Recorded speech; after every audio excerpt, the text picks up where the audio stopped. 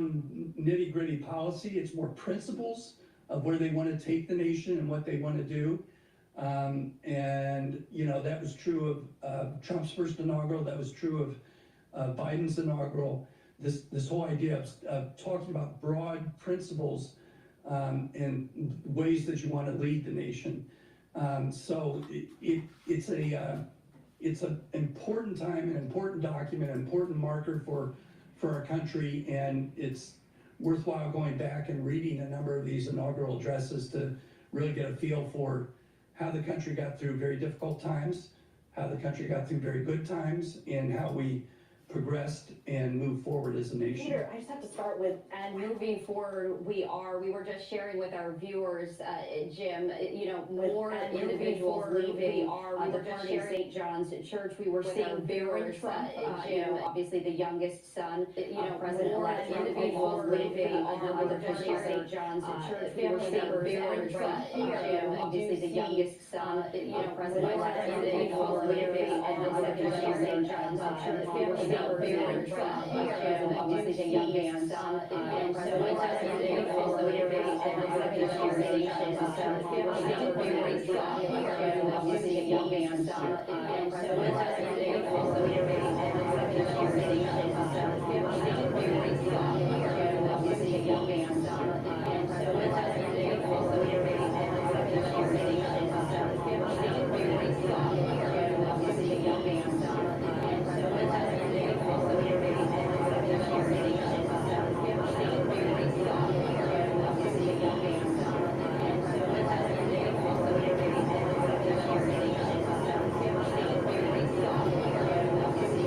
So on my BBC notifications, breaking news, just got that right. Donald Trump declared national emergency. On my BBC notifications, breaking news, just got that right. Donald Trump declared national emergency. On my BBC notifications, breaking news, just got that right. Donald Trump declared national emergency. On my BBC notifications, breaking news, just got that right. Donald Trump declared national emergency. On my BBC notifications, breaking news, just got that right. Donald Trump declared national emergency. On my BBC notifications, breaking news, just got that right. Donald Trump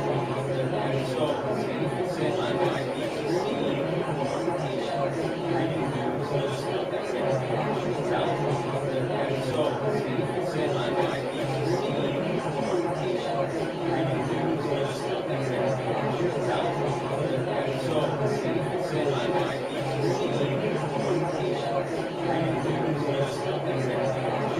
Donald Trump declared national emergency. On my BBC notifications, breaking news, just got that right. Donald Trump declared national emergency. On my BBC notifications, breaking news, just got that right. Donald Trump declared national emergency. On my BBC notifications, breaking news, just got that right. Donald Trump declared national emergency. On my BBC notifications, breaking news, just got that right. Donald Trump declared national emergency. On my BBC notifications, breaking news, just got that right. Donald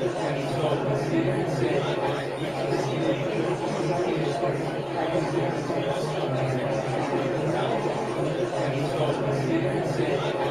declared national emergency. On my BBC notifications, breaking news, just got that right. Donald Trump declared national emergency. On my BBC notifications, breaking news, just got that right.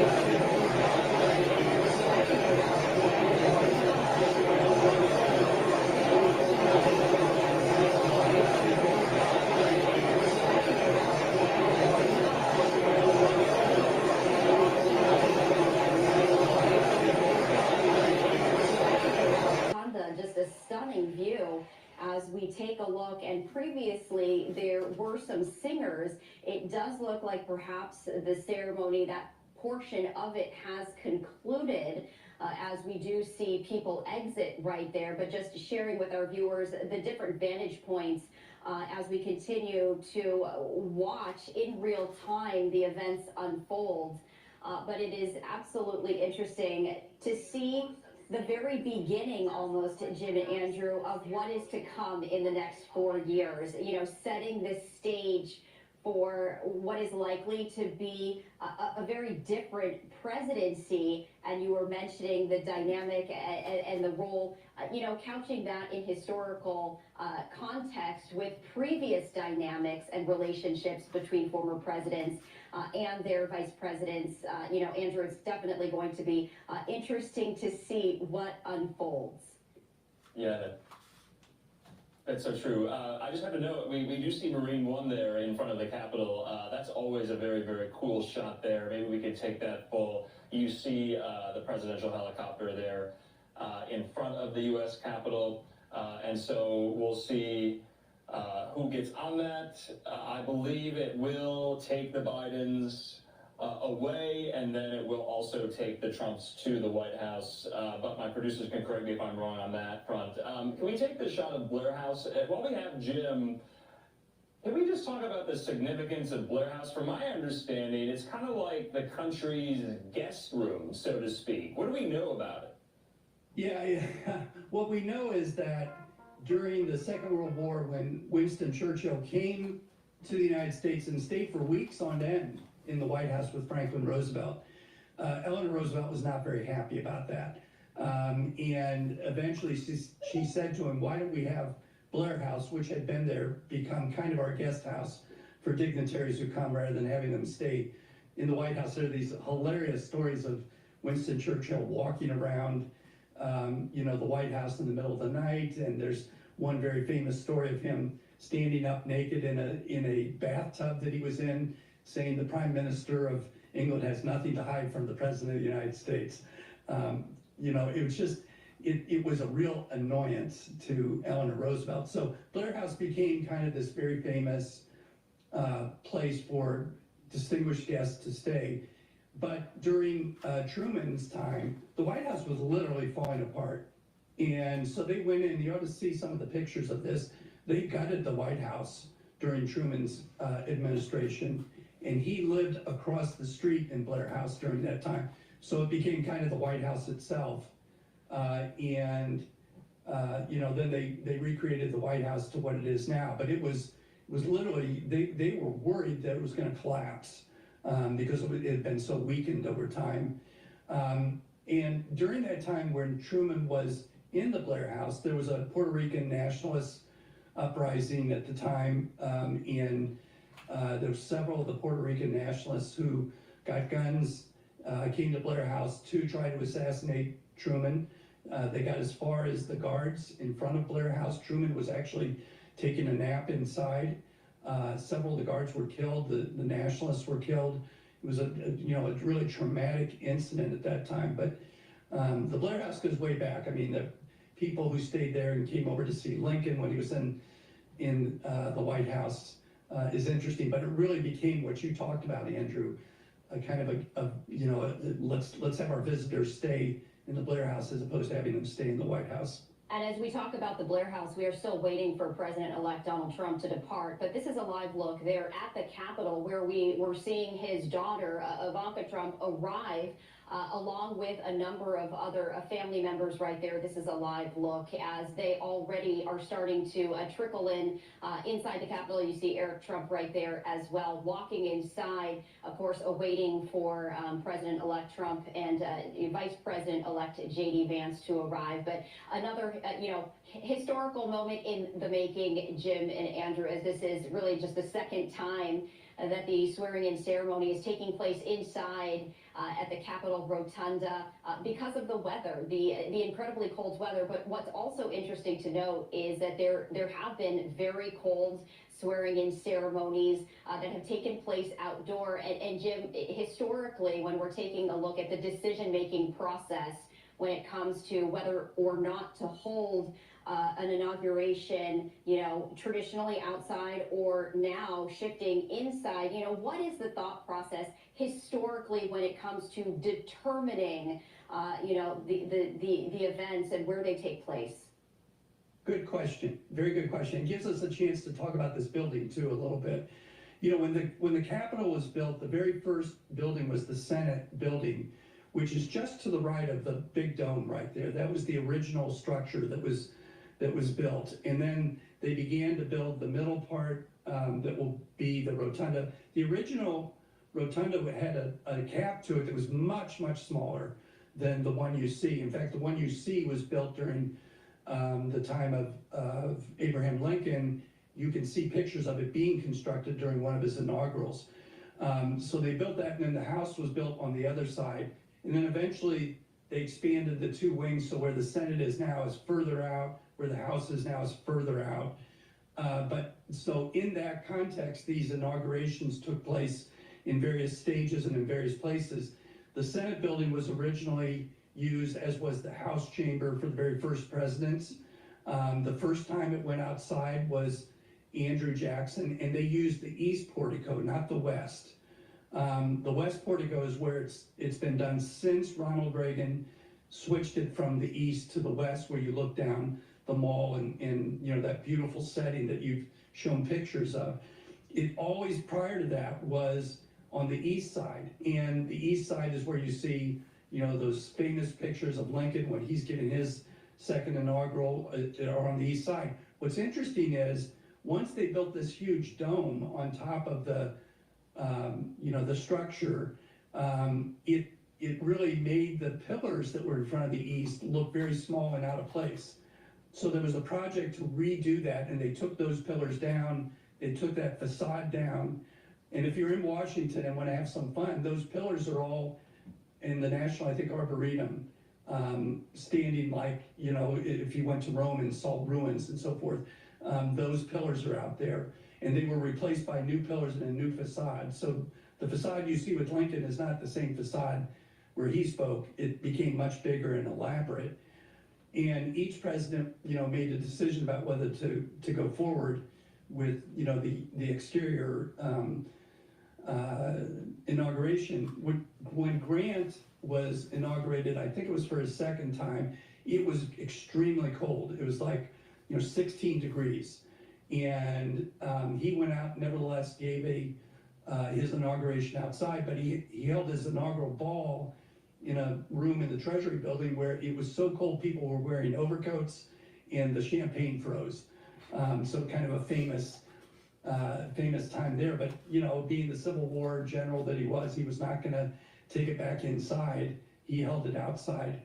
And then of course with Reagan it was important because by the time you get to Trump and to Reagan and so forth, you have so many people who show up and who are in danger of having frostbite, or really some bad things can happen in situation in that sort of weather. So I think it was a wise choice to move it inside, just like as it was with President Reagan. But over time, it has been, JFK, it was about the same temperature that it is right now, 22 degrees. He went ahead with it outside, and I think the better idea is to hold it inside, and then to not have people get injured or hurt during an inauguration.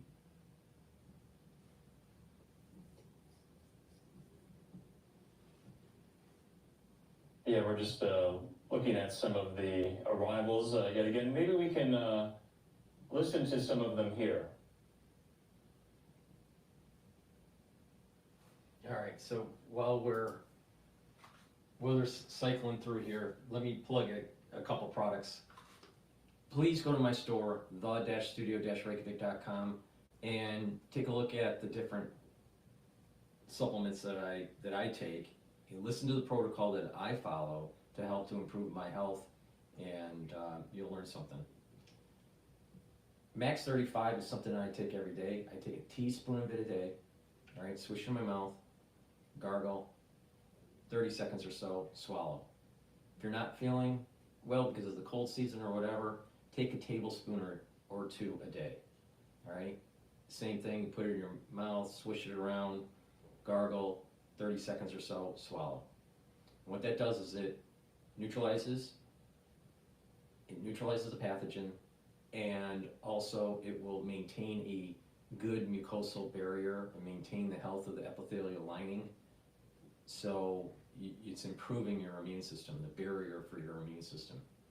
We have an innate immune system and we have an adaptive immune system. And part of the innate immune system is the barrier, the mucosal lining. So it's really important to neutralize the pathogens and to maintain the barrier. And Max 35 does that. So take this every day and improve your health. Boost up that immune system. Another thing that people should be taking on a regular basis is zeolite. You need to detoxify your body. First, start with filtering your water and reducing the amount of processed foods that you eat, and take a look at what's in your garage, what's in your basement, and get rid of some of the harmful chemicals. Paints will degas into the air in your house, and you'll be breathing them even if it's canned. And different types of cleaning supplies could also be endocrine disruptors. So get rid of those, or put them in a place where they're closed up, where it doesn't slowly degas into the air. And detoxify your body. All right. Now, on the way to detoxify your body is to take this supplement, zeolite. Zeolite is a negatively charged molecule, and it will attach to positively charged heavy metals, toxins, chemicals, forever chemicals that you ingest into your body, either through breathing or swallowing, sometimes even just skin exposure to certain types of chemicals. It'll get into your body. And over time they accumulate. So you have to detoxify your body on a regular basis. So a great way to do that is to take zeolite. Now, once it binds to the toxin, it will allow you to urinate it out in about 6 to 8 hours. Now, you can do this year-round. Take it every day. Take 2 drops, small little drops underneath your tongue and drink filtered water, and do that year-round. Or you can detoxify your body once or twice a year. And to do that, you take about 4 or 5 drops underneath your tongue, small drops, drink the filtered water, do that each day until the bottle is done, and do that once or twice a year. It's up to you, but maintenance detoxification and filtering your water and having a better diet and cleaning your environment in your home is a great way to improve your health and reduce the chemical exposure that your body has in just the modern society. So when you're reducing that chemical exposure and you're detoxifying your body, what's going to happen is your endocrine system is going to work better and your immune system is going to work better. So please go to my store, the-studio-reykjavik.com, and get the zeolite. Now, obviously, vitamin C is really important. Not only is it important for your immune system, but it's important for your skin. So please go to my store, the-studio-reykjavik.com, get this vitamin C with magnesium, boost up your immune system, and improve your skin health. Go to my store, the-studio-reykjavik.com.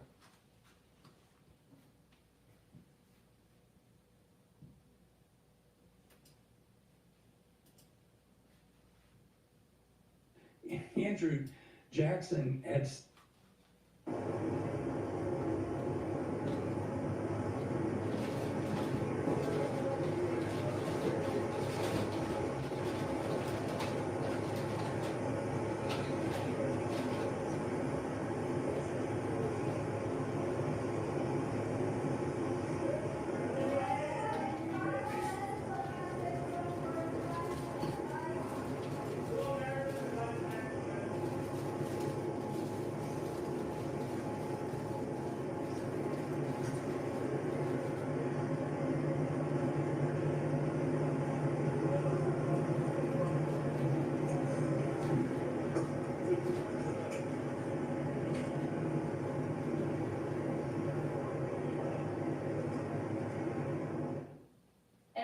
This is really interesting as we're watching President Biden and President-elect Trump standing there, apparently seeming to have a conversation of some sorts.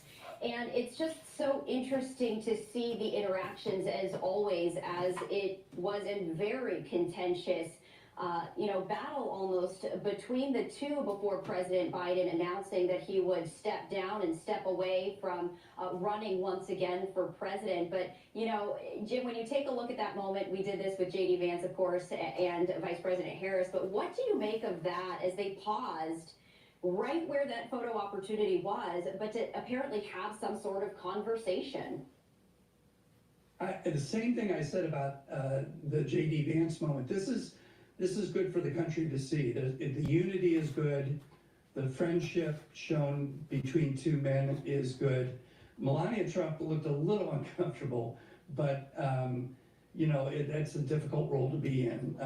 And when the two of them went in, it looked like they continued to talk.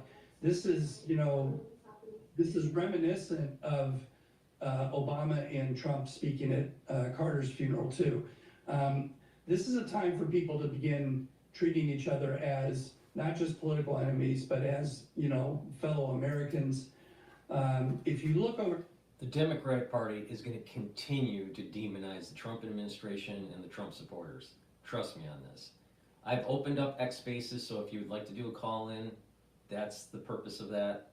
The link to my X channel is in the description of the video that's streaming on YouTube and the video that's streaming on Rumble.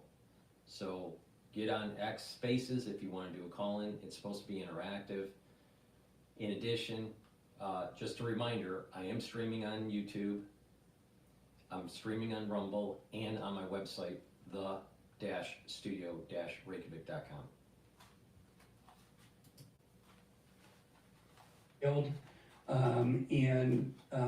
He, trying to get it passed, Wilson went out into the country to stump for it, had this severe stroke in Denver, was taken back to the White House, had another very severe stroke, And so he was very disabled at that point.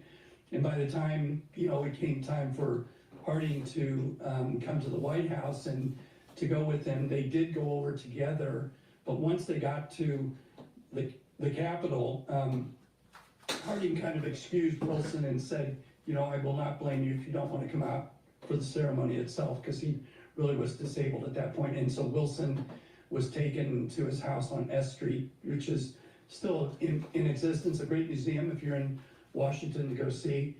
But this transition of power, this thing that Reagan talked about in 1981 as being a miracle, it really is a miracle. And it really is interesting. If you look back at Thomas Jefferson, as I told you, there was a really severe fight between Adams and Jefferson. They would later in life become friends and would write letters to each other. They'd both die on the same day in 1826 on July the 4th, interestingly enough. But during that time, as I said, Adams left and Jefferson went ahead and gave his magnanimous speech. So if you look at what has happened in these transitions of power, many people called that 1801 election a revolution, because it really was the first time we saw political power handed from one party to another. It was the very beginning of parties. And so people saw that as kind of an important revolution and an important development in the American. Now, I've said this on the previous video that I published. Trump's presidency and his demeanor are very similar to Reagan, which is the last time this happened in the rotunda for the inauguration was the second term for Reagan. But also there is an element of the Trump persona and presidency, a little bit of JFK going after the deep state, and also there's elements of George Washington in Trump. So George Washington, JFK, and Reagan. It's not just Reagan. It's all three in different compositions. Now, we're going to be living in very tumultuous times. A lot is going to happen in the next 4 years. A lot's going to happen within this year. A lot of history is going to be made here. Some good, some bad. But, keep that in mind. Now, my take from the perspective of the Reagan alignment in Trump, we may actually see the fall of Putin and Russia during this administration, this second term of the Trump administration. So, I have a feeling that's what's going to happen, that there's going to be actually Putin falls, and then something new comes out of that. I don't think it's, almost like a new federation or a new beginning for Russia starts to take place. It's probably going to be more open market, more, freedom of enterprise and a republic instead of what it's currently. But I wouldn't be surprised if we see the fall of Putin during the Trump administration. Capital One Arena, as of course it is a very chilly day, so unfortunately the hundreds of thousands of individuals who made the journey to the U.S. Capitol to watch as history unfolds as Donald J. Trump is sworn in as the 47th president. Unfortunately, the outside ceremony not happening, but you can already see that thousands of people are packing inside Capitol One Arena to watch this via the screens. We also know that Trump will then, after being sworn in as president, make his way inside the arena to deliver additional remarks to those as well. And once again, I do want to bring in my colleague Andrew Kraft as we continue our live coverage here, and you can see that lawmakers, Andrew, are arriving there inside Capitol Hill as arrivals do continue. As we continue to discuss all of this, what are your thoughts as we continue to watch this unfold? Truly historic in nature right there. Yeah, I think it's interesting you're seeing the former speakers of the House there, McCarthy, Boehner, and Gingrich. So that's always interesting to see them kind of commingling together. Of course, Republican political powerhouses, all three of them really in their own right there. But I just want to go back. Our viewers were just watching that really incredible, somewhat tense scene, I think, between the Bidens and the Trumps. And you just kind of have to get into the head of Trump, into the head of Biden. These are longtime political foes. We know that they cannot stand each other. On the surface, yes, they exchanged pleasantries. They had a short conversation. They took the photo here. But the 2020 election and the 2024 election were very hard-fought contests. We know Trump did not even attend the inauguration of Joe Biden. Of course, things look a lot different this time around. And right now, as we speak, they are having tea together in the White House. And that goes to what Jim Romanell was saying, that this is what this day is about, the peaceful transition of power. You set all that aside, no matter how hard it is in your marrow and in your bones, that you might be thinking to yourself, if you're Biden or Trump, or even Harris with Vance, because electoral defeats are very painful, but you put all that aside for today, one day only. And I think that's what Jim was alluding to. That's what this country is all about. That's what makes us unique. He called it, and many have called it, a miracle, so to speak. So I just wanted to note that there. Of course, we know President-elect Trump's relationship with former House Speaker McCarthy. You'll remember, Stephanie, in the wake of the January 6th Capitol attack, mere days, if not weeks afterward, Kevin McCarthy went down to Mar-a-Lago, and that was really seen as a game-changing moment. That was seen as a moment that was rehabilitating Trump's image in the wake of the January 6th Capitol attack, that there were going to be fellow Republicans who will still stand by him and forgive him for January 6th. So I thought that was interesting. McCarthy, of course, we know how that unfolded for him. He lost the gavel. His own fellow Republicans, 8 of them, ousting him from the speakership now a little bit over a year ago. And so he's on hand. There's going to be a lot of people on hand in the Capitol Rotunda. That's what I'm thinking of right now. And just for our viewers, to get them up to speed on what's happening live right now, they are, the Bidens and the Trumps, having tea together at the White House before they ride together to the Capitol, to the Rotunda for the swearing-in. We're taking a live look, Andrew, of the White House right there as the tea ceremony is underway. And it's always so interesting as we see, the political... Well, while they're having tea at the White House, Davos is happening right now, and the New World Order is being all reconfigured. But before we go to Davos, please go to my store, the-studio-reykjavik.com, and follow my lead. Listen to my protocol, what I take to improve my health, all right, slow down the aging process, boost up my immune system. So a great supplement to take is vitamin B complex.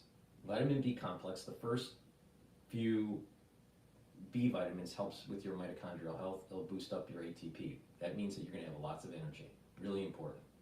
Major part of anti-aging and slowing down the aging process and improve your systems is to boost up that energy level. Really important. So the first few B vitamins in this complex helps with your mitochondrial health, boosts the ATP generation, helps with cellular metabolism, and B12 helps to protect your neurons. Really important as you get older. So please, follow my lead on this. take the B complex, improve your neurons, and improve your metabolism, and boost up those energy levels. Really important. Omega-3, help with cardiovascular health, bring down LDL levels, increase your HDL levels. They'll also help to prevent red blood cells from sticking too much. So that means that it will help to prevent clots.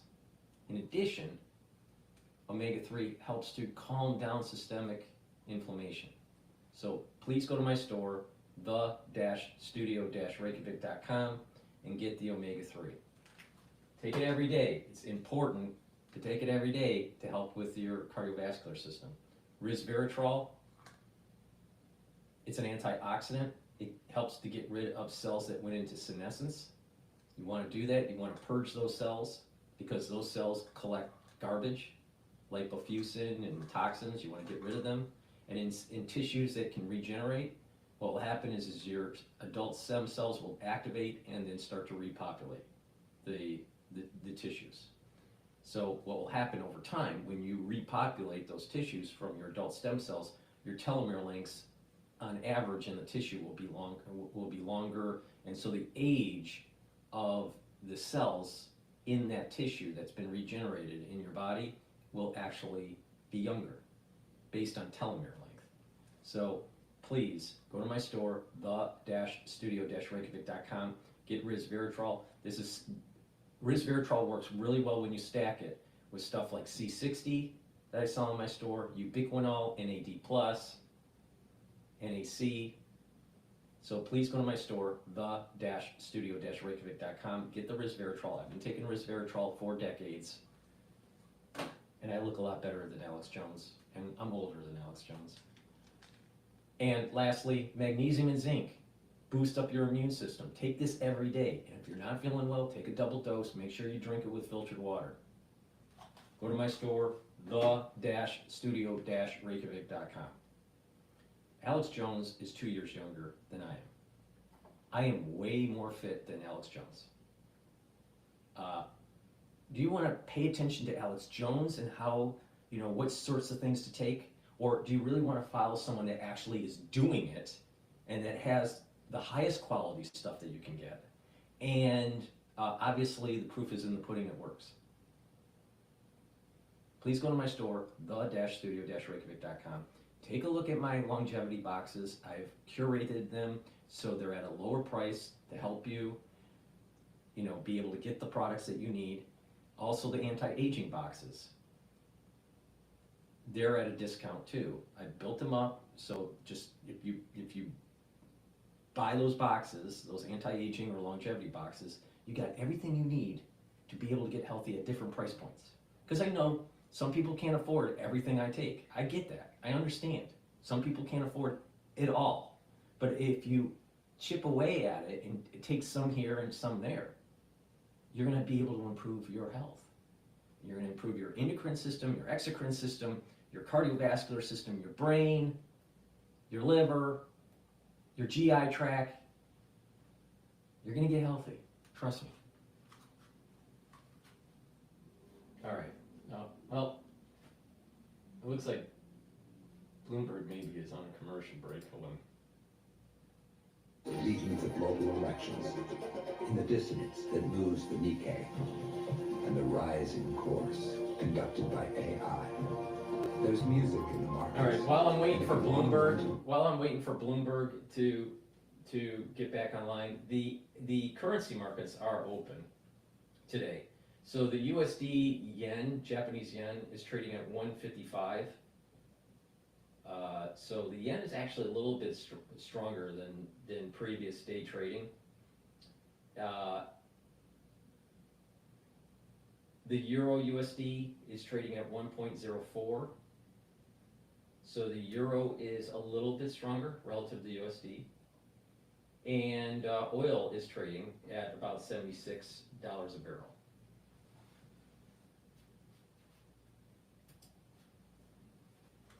Preeti Gupta in London. We're just hours away from President-elect Donald Trump's inauguration, and with that comes his plan to invoke emergency powers to boost domestic energy production and reverse President Joe Biden's climate change action. So what does that actually mean? Let's get an expert. Bloomberg Senior Executive Editor for Energy and Commodities, Will Kennedy, joins the program. All right, Will, what does that mean? Well, I think a lot of people would say, what emergency? The salient fact about the US oil and gas industry right now is it's producing more than ever before. And in compared to other parts of the world, energy is pretty cheap in America, especially on natural gas, where it's less than a quarter of what it costs in Europe. Energy is relatively abundant. So what's actually going on here? Well, I think what Trump wants to do is to roll back the modest efforts that Biden made towards energy transition and to change the environment to which the oil and gas industry operates. And that means deregulation. That means allowing drilling in some federal lands where Biden had banned it, perhaps rolling back Biden's recent attempts to bar drilling in other parts of the US continental shelf. It's likely to mean ending the moratorium on new LNG projects. So there are small things that this can do to improve the operating environment for oil and gas industry, but it's not going to make an enormous difference to the outlook for oil and gas production in the United States, which is ultimately determined by economics and geology. Let's talk a little bit about the LNG piece as well. You and I are sitting here in London. We know that LNG exports have been rising quite significantly during both administrations, certainly since the onset of the war in Ukraine. Does this make it easier for the U.S. to export LNG to Europe, or is that an infrastructure constraint that still has to be addressed? It's an infrastructure constraint. The Trump administration will address that constraint. It will end the moratorium, as I said, on new plants, but those plants are several years away. It can't do an awful lot in the shorter term to increase that flow. However, I think a lot of European nations may be keen to buy more gas from the US. They are still importing from Russia, which is less than ideal for several reasons, and clearly Trump has said publicly that he wants to export more energy to the rest of the world or risk sanctions, tariffs rather. So there is that quid pro quo in the offing. Ultimately, those decisions are made by companies in Europe, not governments. But I do think that the mood music is likely to be supportive of buying more American gas. Well, how is perhaps that being received in the likes of the Middle East? How is Saudi Arabia, how are other members of OPEC thinking about this, given that the U.S. is already the #1 oil exporter in the world?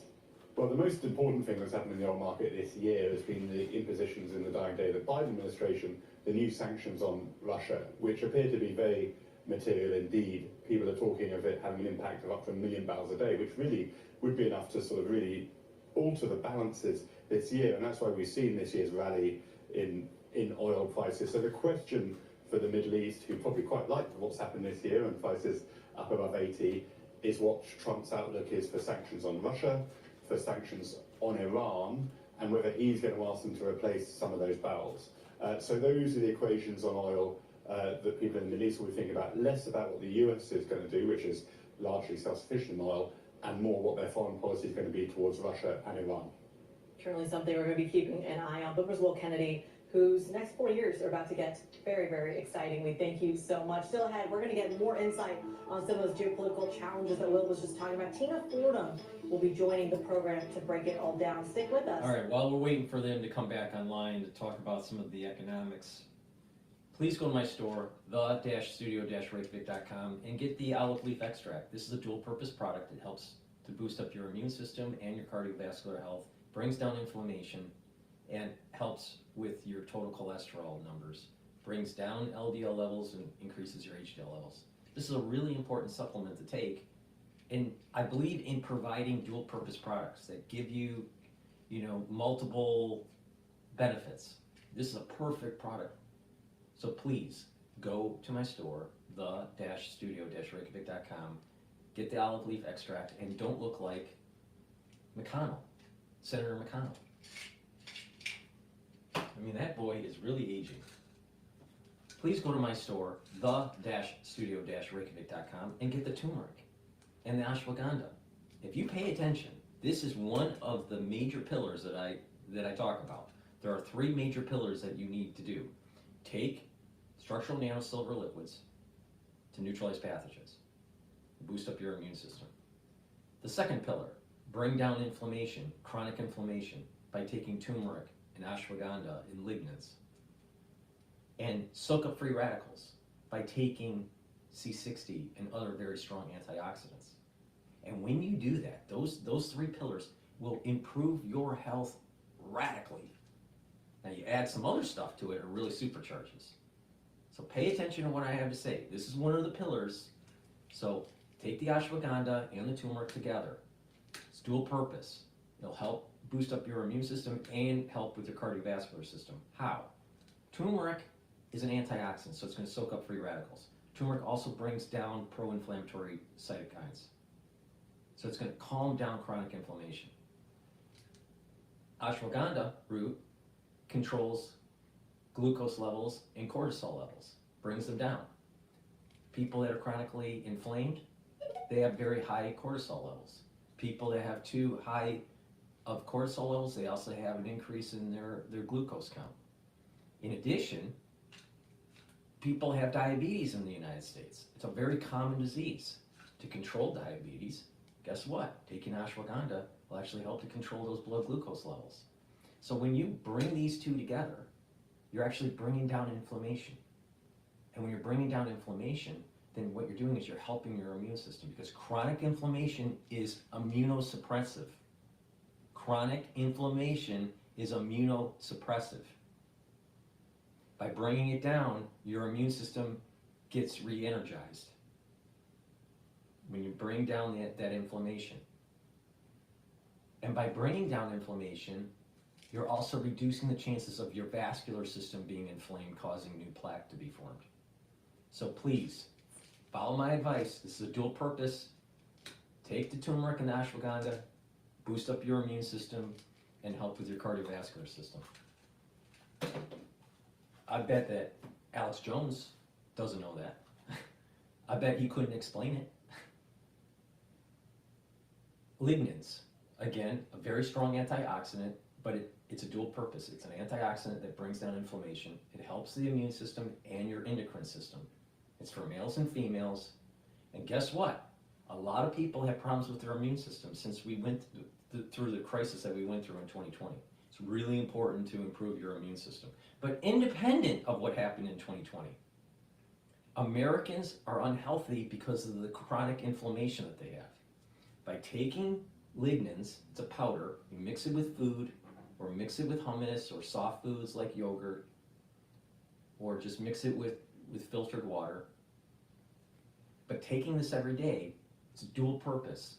It's going to help with your immune system, but also by bringing down chronic inflammation, you're going to be helping other systems in your body, like your GI and like your cardiovascular system. So please go to my store, the-studio-reykjavik.com, get the lignans. It stacks really well with the turmeric and the ashwagandha. Like I said, there are three pillars: structural nanosilver liquids to neutralize pathogens, the bring down inflammation by taking turmeric, ashwagandha, and lignans, and soak up free radicals with C60 and other strong antioxidants. That's a very powerful combo to be able to get healthy. So please go to my store, the-studio-reykjavik.com, and get the lignans. I'm the most comprehensive, and I'm telling you exactly what I do on a daily basis to improve my immune system, to improve my other systems, and slow down the aging process and have more vitality. I'm the most comprehensive. All right, let's go back to Bloomberg. You'd say a weapon of economic policy is something that's been with us for some time, and we've been tracking this in our research. But it is going to be on steroids, we think, in the second Trump administration. Tina, it's an interesting day to have this conversation simply because we are now getting reporting, first reported by the Wall Street Journal that Bloomberg has now followed here, talking about that Donald Trump will not unveil China-specific tariffs on his first day in office as the incoming administration starts, instead calling for a study from federal agencies in terms of the ripple effect. Let's take the tariff conversation outside of China, though. Are there other regions that perhaps may have more inflationary ripple effect back into the States? Mexico. Well, I mean, being based in Europe, Kriti, there's huge concern that the double whammy of tariffs against the UK and EU member states, on top of demands for higher defense spending is going to really cause a lot of political risks here. And so, there's a huge concern. You can see this in the public opinion data as well about the extent to which a Trump administration is going to make Europe's challenges even worse. And then there are, of course, America's neighbors, Canada and Mexico, both on the sharp end of tariffs. And that's what's so surprising for the historic U.S. allies about what this administration has talked about, using tariffs against allies. Well, the tariffs against allies, specifically the steel tariffs, I think maybe what you're referencing, under the Biden administration, the steel tariffs with the EU have now become quotas. Tina, has there been some thought or market analysis in terms of the use of quotas relative to actual tariffs, in terms of how investors and market recipients interpret that? I think what we hear from our clients, from CEOs and from investors, is a kind of a sense of confusion about how these tariffs will be applied. So I'm not sure that there's a systematic sense of how to interpret them. I mean, Europe is bracing itself. There's a preemptive kind of anticipation. For example, the European Union has offered to buy more US gas in an effort to sort of head these off. And this speaks to the extent to which tariffs are a negotiating tool, and also the possibility that asks of the Trump administration from allies can be mixed. In other words, if you buy more US gas, will you be under less pressure on defense spending? No one is really clear. In the case of Mexico, it's understood that it's more about the border and fentanyl, likewise Canada, but I think it not being clear is sort of part of the plan. Certainly something we're keeping a close eye on. Already we've seen ripple effects and market reaction to Canada, to Mexico, and the topics you just suggested. Tina Fordham of Fordham Global Foresights, we thank you so much for coming on and talking about that ripple effect on the tariff story. She was just talking about the Canada-Mexico story. There's plenty of others as well. The EU, as she was talking about, that kind of almost seesaw effect, weighing the two sides of LNG exports versus NATO defense spending. You've got China, you have India as well, which may also be dealing with some protectionism there as well. Not to mention all of South America, which is just inked the Mercosur trade deal with the EU. There are ripple effects, there are changing places in all of that. We're going to have live analysis for you right here on Bloomberg Television. Coming up on the program, though, Baird's Ross Mayfield on the Fed's rush. All right, just a reminder for the ones that are watching on YouTube, I have X Spaces opened up for a call-in. If you would like to do a call-in, you just request before, you know, the speech for the inauguration starts. Also, the one I'm live streaming on Rumble, so anyone on Rumble that would like to do a call-in, please join the X Spaces. In the description of the stream is the X channel that I have, so please click that and join the X Spaces if you want to do a call-in. The ones that are listening now, if you would like to talk, just request the mic, I'll pass it to you. But before I do that, please help support my work by going to my website, the-studio-reykjavik.com, and getting the products that I offer. These are products that I use. So, structural nano silver gel, either in the tube or in the dispenser. You use them the same way. They're very high quality and they're dual purpose. They'll help to heal your skin if you have a cut, an abrasion, a minor burn. They'll help to heal it quicker. You can use it as a skincare, put it on your skin. It'll help to clear the skin, and you'll notice that your skin is tighter, especially on your face. If you put this on your face, let's say, or on your skin before you go to bed and then exfoliate in the morning, you'll notice that it's a great skincare, overnight skincare. In addition, it'll help to neutralize pathogens. So you put it on your hands, around your mouth, around your nose, around your eyes, around your ears, lightly coat your nostrils, and what you'll notice is that you've created a barrier, but not just that, it's neutralizing pathogens. And it stays active for 5.5 hours. Way better than Perel. Perel cracks your skin because it's alcohol-based, and it's only active for about 30 seconds. This stuff's active for 5.5 hours. So please, go to my store. This is way better than anything you're using to help sanitize your hands. So please, go to my store, get the structural nanosilver gels, get a couple for your household or for your work. You're gonna need them, trust me. Structural nanosilver toothpaste. This is a great toothpaste that I have on my store. It has no fluoride, because fluoride makes you stupid. You don't want fluoride. Fluoride is bad for you, so no fluoride in this toothpaste. It has structural nanosilver. It'll whiten your teeth, freshen your breath, help to maintain and improve your gum line, and it'll neutralize pathogens. And when you do that and you have good oral hygiene, you're reducing the chances of cardiovascular disease and you're reducing the chances for valvular disease. When you get older and you have bad oral hygiene, you're increasing the chances of problems with valvular disease. That means you're gonna have problems with your heart. Bad, really bad. So please go to my store, get this toothpaste. This is the best toothpaste that you're gonna be able to get. And oh, by the way, this toothpaste is way better than anything Alex Jones is selling. So please go to my store, get a few tubes of that for your household. It's the best stuff that you can buy. And lastly, probiotics, really important. Bring down inflammation in the gut to get your gut populated with the right gut biome so you have better metabolism. When you have better metabolism, you're reducing the chances of leaky gut syndrome and you're reducing the chances of having mutations in the cells in the lining of your colon and in your intestines. And when you are reducing the chances of having mutations, you're reducing the chances of having cancers, all right? So gut biome is really important. A good gut biome will improve your skin, your hair, your nails. In addition, a good gut biome is going to improve your metabolism and the communication between your gut and your liver. Your liver health is connected to your gut, all right? Your liver is really important as a detoxification organ. In addition, you can reduce depression and you can reduce depression by having a good gut biome, and with a good gut biome, you can increase your mental clarity.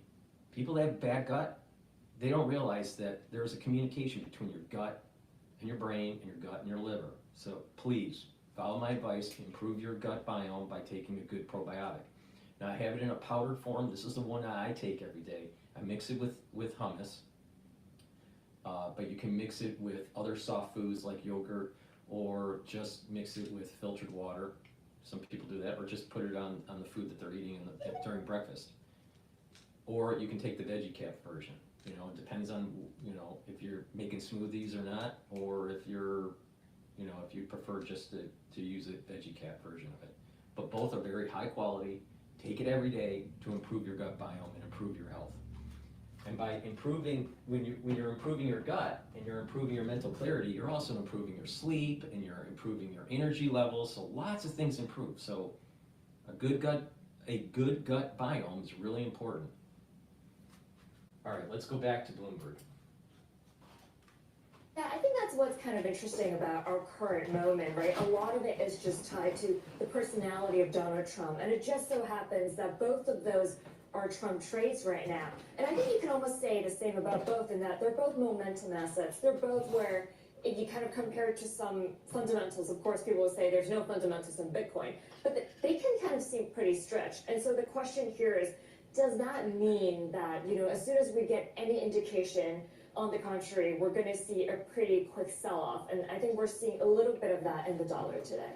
Certainly giving a little bit of a boost to the euro and the pound. 104.03 on euro-dollar cable at 122.92. Justina Lee, a pleasure to have you on the program. We thank you so much. Of course, walking us through some of the market story. We are now getting live images, of course, from the White House as well. We are awaiting Joe Biden and Donald Trump to leave the White House and head over to Capitol Hill. At the moment, we had just seen Melania Trump and Joe Biden leave. Now we're seeing Kamala Harris and J.D. Vance also board the car and head over to the Capitol Hill building as well. Next up, we of course believe it will be Donald Trump and Joe Biden. They're getting ready for that indoor Capitol Hill inauguration to make Donald Trump the 47th president of the United States, kickstarting his second term in office. Let's look at a little bit more analysis here in terms of what the markets are going to be thinking around this. Baird investment strategy analyst Ross Mayfield joins the program now. Ross, you picked a hell of a day to be here. We thank you so much, especially on a day off when the markets are closed over in the States. We've been talking for the last 2.5 hours about kind of what this Trump playbook actually looks like, especially around headlines around the tariff story. For you, what is the Trump playbook in the second administration? Does it look like his first? Yeah, I think it looks a lot like his first, and so I think that we can take some lessons from the first term. Now, obviously, I think they're hitting day one more prepared this time around, so I think there will be quicker action. I think they have the people in place that they really want in place, so we might see a quicker moving administration, but immigration, tariffs, tax cuts, I mean, those are the three pillars the first time around. It'll be the three pillars the second time around. We're seeing some of those Trump-linked assets rally, but by and large, you know, set against the soft landing in a bull market. So I think that the continuation of the trends that we saw in the Biden administration across 2023 and 2024 will continue in markets into 2025. And they have something to do with the policy landscape, but a lot more to do with the economy. Well, talk to us about the economy there then. There's a consensus that the U.S. economy can do no wrong. Deregulation will be a tailwind for the stock market. What drops the stock market? What's the Achilles heel of that argument? Yeah, well, we've seen it over the last, couple of months here is that if bond investors and bond vigilantes, if you want to call them that, expect that a stronger economy and higher inflation will persist kind of, if not into perpetuity, at least over the next 3 to 4 years, then you see long bond yields creep up and really start to pressure equities. So that 10-year yield creeping through 4.5, 4.75, pushing up towards 5% has been an Achilles heel of the market over the last couple of years.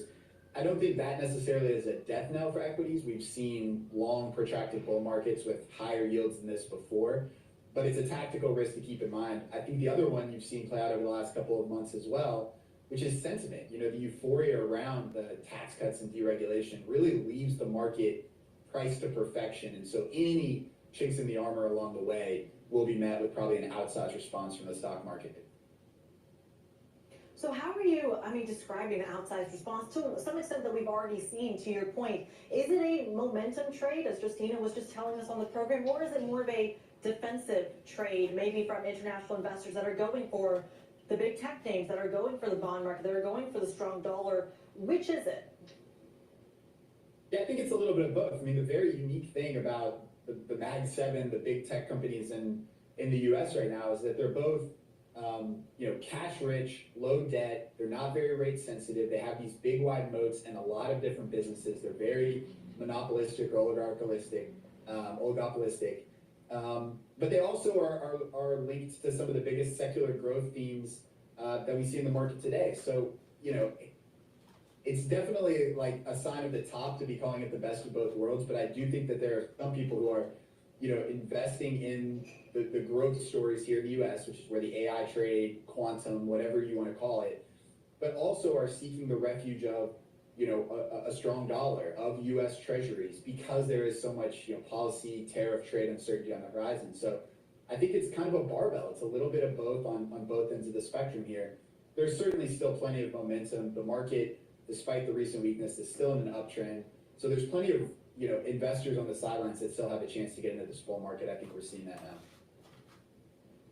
Ross, talk to us about what the hedge is in that situation. So many international investors would say hopping into American assets is actually the hedge. And Ross, I'm actually going to put that thought on pause for a moment, because we are now seeing the doors of the White House open, and you are seeing both Donald Trump and Joe Biden exit the White House. And what is a truly historic moment. They are headed for Capitol Hill, where Donald Trump will be inaugurated as the 47th president of the United States, in a tradition that goes back generations, where the current president is going to be escorting the new president-elect to Capitol Hill for that peaceful transition of power, something both Kamala Harris and Joe Biden have underscored at this moment. Those are the live images that you are seeing out of the White House. Remember, this comes after they've already attended a morning service at St. John's Church and are now, like I said, headed to Capitol Hill, where a slew of people are waiting for them for an indoors inauguration, I believe the first in quite some time. We'll bring you live images of that as they enter the Capitol Hill building again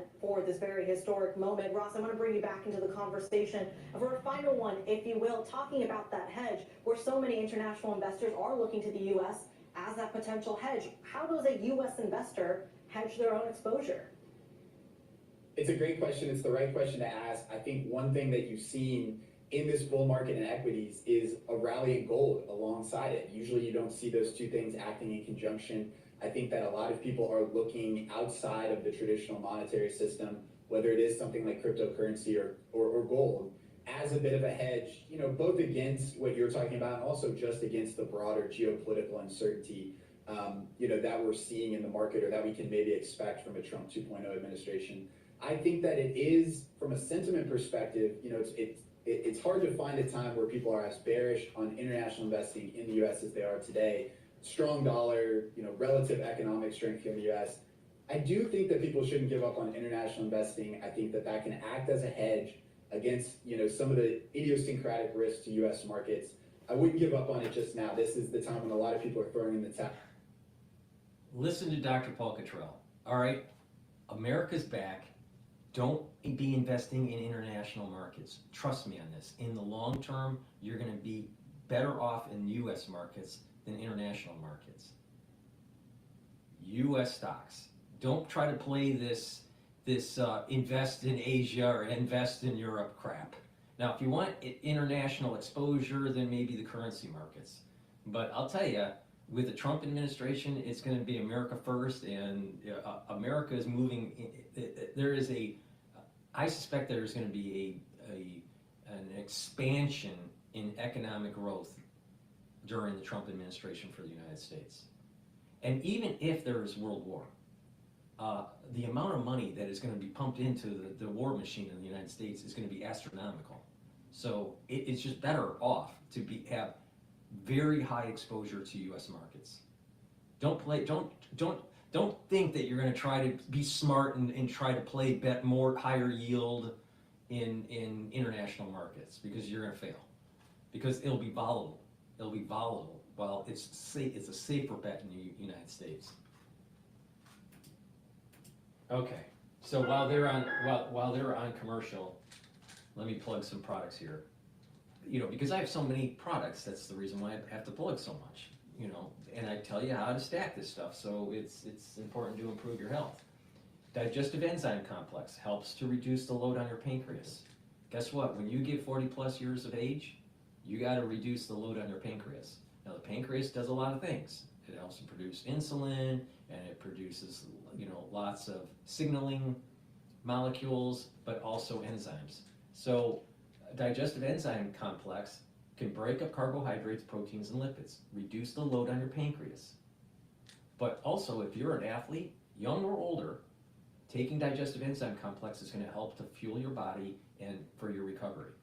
So please take this digestive enzyme complex, break up those carbohydrates, lipids, and proteins. But also, this has bromelain in it. Bromelain is fibrinolytic, breaks up clots. Also, the proteolytic enzymes that are in this will help to break up glycoproteins. Both bromelain and the proteolytic enzymes that are in digestive enzyme complex was really important to take during the 2020 season. Why? Because it breaks up spikes and it prevents clots. If you were paying attention to what I was saying, I was telling you guys for a long time to take digestive enzyme complex. Pay attention to me. Myotrol, really important to take, because when you get older, you start to lose muscle mass. All right?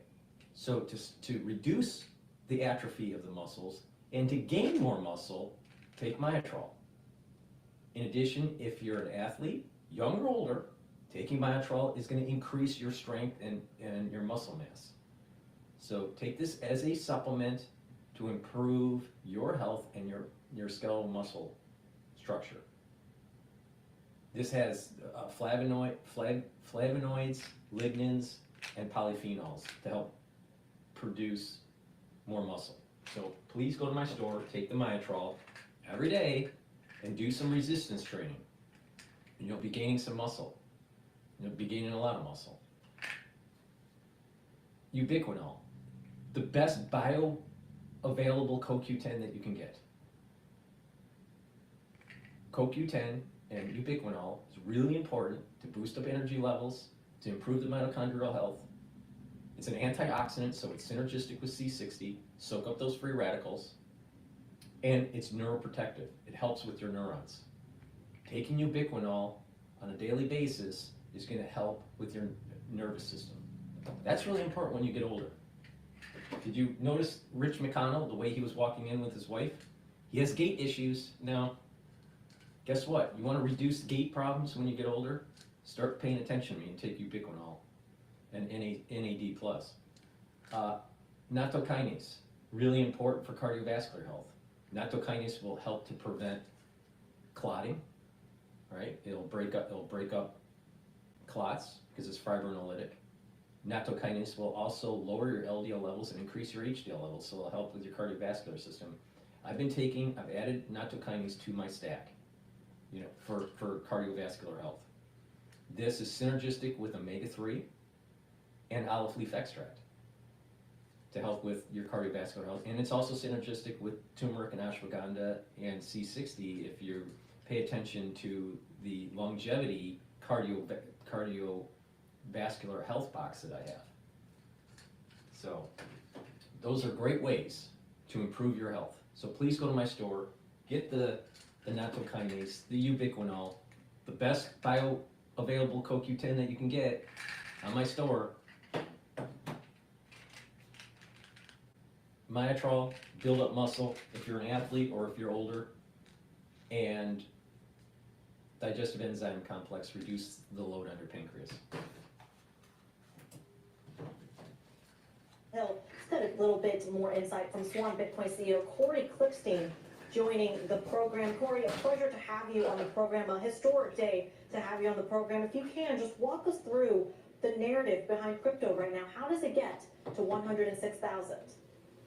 Yeah, thank you so much for having me on, Priti. It's nice to meet you, and hopefully the It first was time, at 106 before the end of the year. Historic day here with the first ever pro-Bitcoin president. Obviously, he's pro-crypto as well, and that comes with a mixed bag of initiatives and priorities. But for Bitcoin, the headliner, the granddaddy, and an asset class unto its own, it has been quite the price rise. We saw a bit of a weekend slump where it actually dipped down into the 99 range, and then this morning it actually ticked over 109 on a few exchanges, and now, as you know, has settled into the 106 range. Well, Corey, under the Trump administration, Bitcoin's going to go up. Is there economic rationale for it? No, it's 100% behavioral finance. It's all about expectation. It's all behavioral. It has nothing to do with fundamentals. Nothing to do with fundamentals.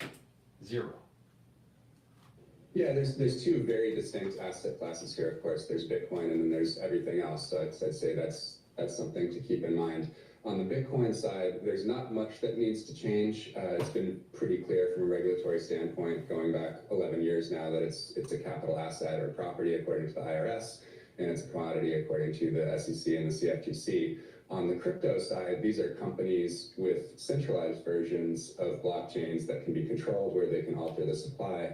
And you should think of them much more like venture capital bets on companies actually doing something. There's now a new subcategory which has gained a lot of notoriety in the last day, which is just meme coins, which don't pretend to be doing anything on the technology side and are purely just sentiment-based coins that people can bet on if they think other people will bet on them too. And that's what we saw with the launch of the Trump coin and the Melania coin in the last couple of days. But for the sort of original crypto industry that is trying to figure out some way to deliver some value beyond just trading these coins, they're going to have a free rein to do whatever they want to do in the U.S. Going forward. It seems like the SEC has had a major shift toward hands-off, and obviously a lot of people are piling in and sort of expecting a bit of a Wild West period over the next 4 years at least. It's certainly something we're going to be watching very, very closely. And Corey, it comes at the same time as we see such a massive surge in the dollar as well. Some would argue that the crypto almost fundamental thesis is the antithesis of investing in the dollar as well. Don't even get me started on things like the digital dollar, the digital euro. Corey, we could talk about this for hours, but for now I have to wrap it up. Swan Bitcoin CEO Corey Klippstein joining the program. We thank you so much. As Corey was speaking to us about the crypto story and of course what Donald Trump's presidency may mean for the sector, we are getting live images of the Trump motorcade officially arriving at the Capitol building. This is of course where he's going to be inaugurated to be the 47th president of the United States. And I was just told it's going to be the first indoor inauguration since Ronald Reagan's second term in 1985. So certainly one to break tradition of at least the last 40-something years. He is joined, of course, by Joe Biden, the current president of the United States. He's already going to be meeting Melania Trump, Jill Biden, the former First Lady and the current First Lady and new First Lady to be, as well as Vice President Kamala Harris and Vice President-elect J.D. Vance. They're all awaiting Donald Trump's arrival within the Capitol Hill building. So we, of course, have those images for you live. These next 24 hours are going to be crucial. He is expected to be sworn in. The ceremony expected to kick off in about 10, 15, maybe 20 minutes time, followed by, of course, the executive orders. You can now see that he is officially inside the Capitol Hill building, and to which he will, like I said, be sworn to be the 47th president of the United States. The executive orders is perhaps where a lot of the market attention will be. In the next 24 hours, things to be included may include what the TikTok ban may actually look like. Remember, he already talked about a 90-day extension for TikTok. He's also talked about declaring a national energy emergency in a bid to help deregulate some of the pieces of the energy infrastructure. We were just talking with our senior executive editor, Will Kennedy, about that as well. Let me drop into live now and see what they have to say about the coverage here. All right, so Trump just walked into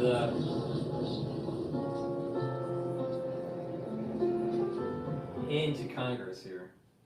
And there we saw President Biden and President-elect Donald Trump arriving at the Capitol. We see Elon Musk there, Andrew, just one of the tech titans, as you know, we were discussing. Right. As we await the official swearing-in ceremony, there is Melania Trump right there.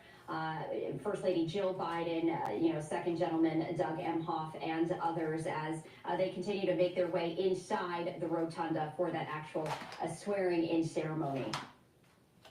Yeah, interesting. The Vances seem to be kind of trailing behind, leading the pack from behind, so to speak. I thought that was interesting there. You see J.D. Vance and Usha Vance coming into the rotunda there. Biden and Trump kind of walking somewhat stone-faced there.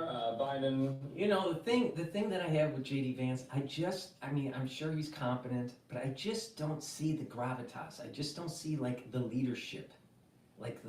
When you're doing the compare and contrast, the leadership skills there for Trump are, off the charts. So maybe that's the reason why I have the feeling I have with J.D. Vance. It's just that he's not of an equal status to Trump. But I'm not that impressed with J.D. Vance. Just not. Never have been.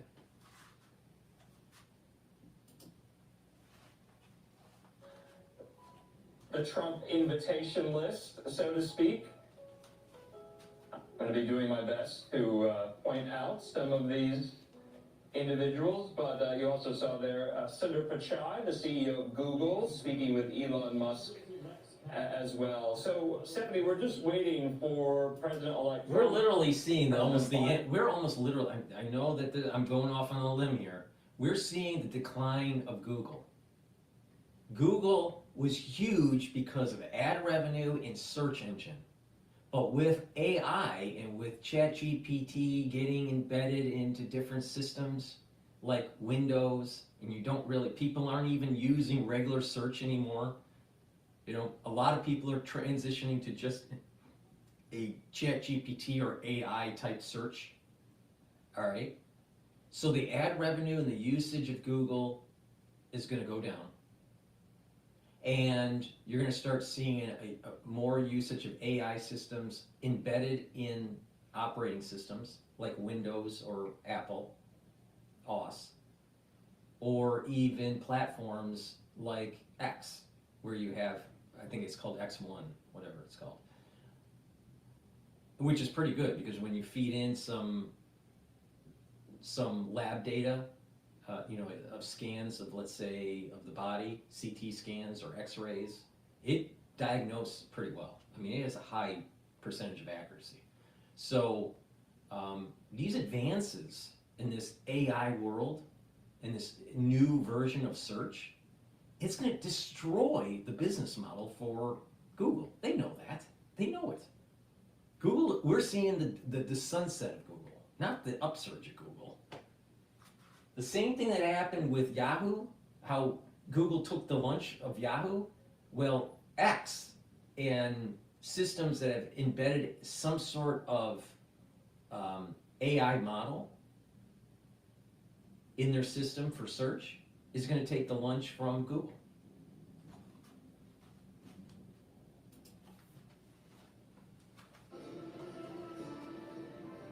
But I think I've exhausted my recognition here with familiar All right, let's faces. let's jump to Bloomberg. That is a storyline we are going to have to watch in the next couple of Excerpts of what he days. may say after he's sworn in. He's going to talk about less carnage of America, more about its future, its prosperity, common sense solutions. Who is in the room?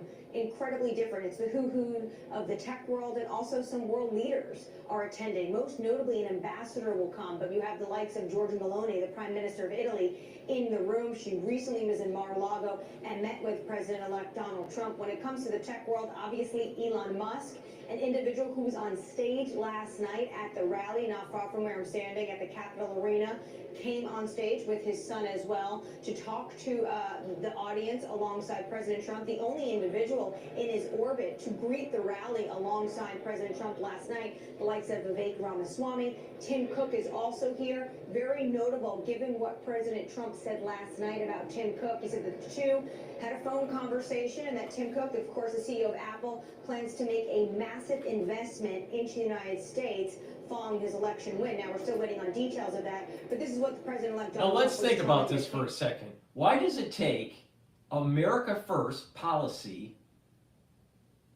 to get into the White House, and then all of a sudden the tech industry, because they're afraid of being investigated, they're afraid of losing their perch on the tree, they then decide, let's build a lot of stuff in America now.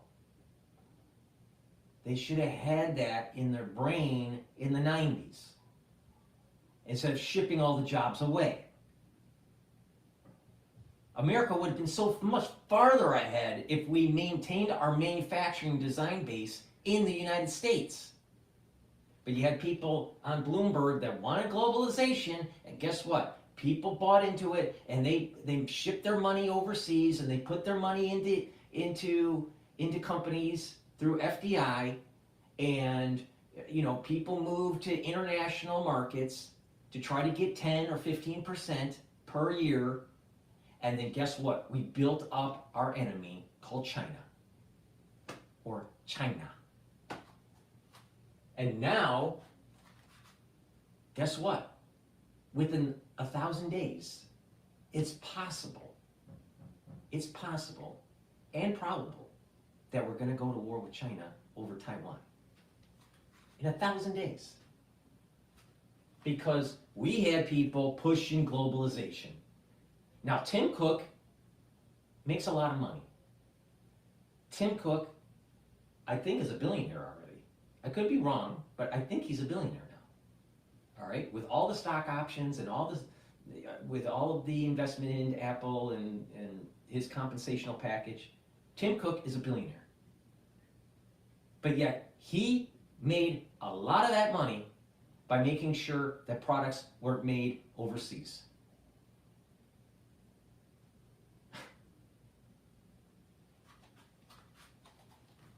Then all of a sudden, America First comes in to the White House, and guess what? Everybody wants a piece of it.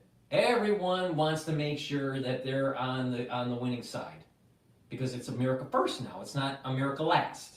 But it was America Last during the 90s, It was America Last during the 2000s. It was America Last in the 2010s.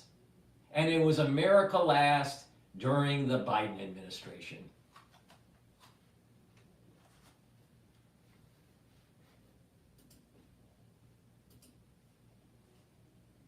See. Also, it's notable because a lot of those tech titans, Stephanie, well, they were donors to the inaugural committee. $1 million donations came in from Amazon, from Apple, from Boeing, from Google, from Lockheed Martin, from Microsoft, also from Sam Altman of OpenAI. You see there Mark Zuckerberg and his wife. So it's not only how these individuals are going to work with the incoming Trump administration, they have also given money to the Trump inaugural as well. So they have paid for their seats, so to speak. Stephanie.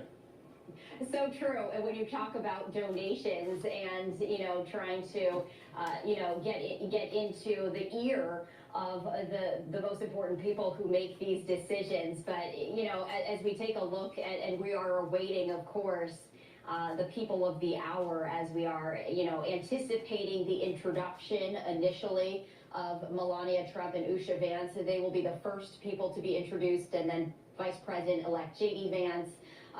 And then finally, of course, the man of the hour himself, Donald J. Trump, as the 47th President of the United States. As we were mentioning, Andrew, this is not going to be what we are used to seeing when it comes to inaugurations. It's a little different as we are indoors right now.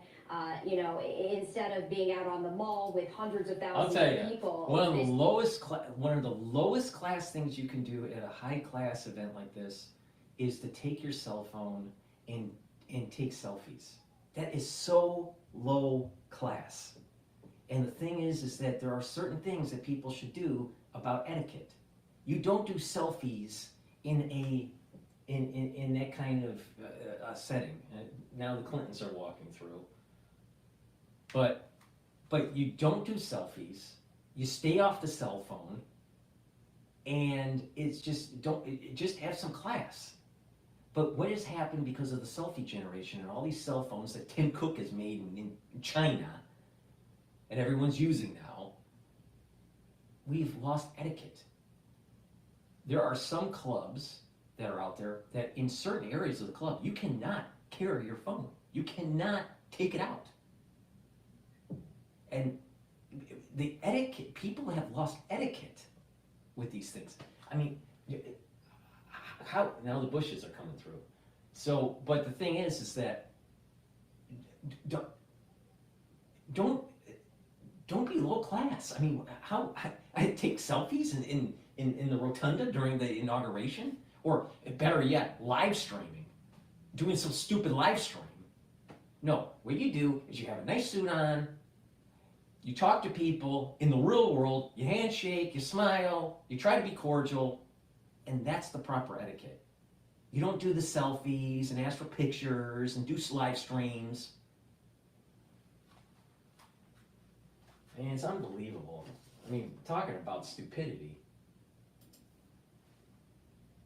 Walking solo, and we saw during the funeral service of Jimmy Carter, his wife not shaking the hand of Trump or Melania Trump, indicating, of course, that fractured relationship that took place. There's Tim Cook, there's Tim Cook, the guy that's shipped all the jobs overseas.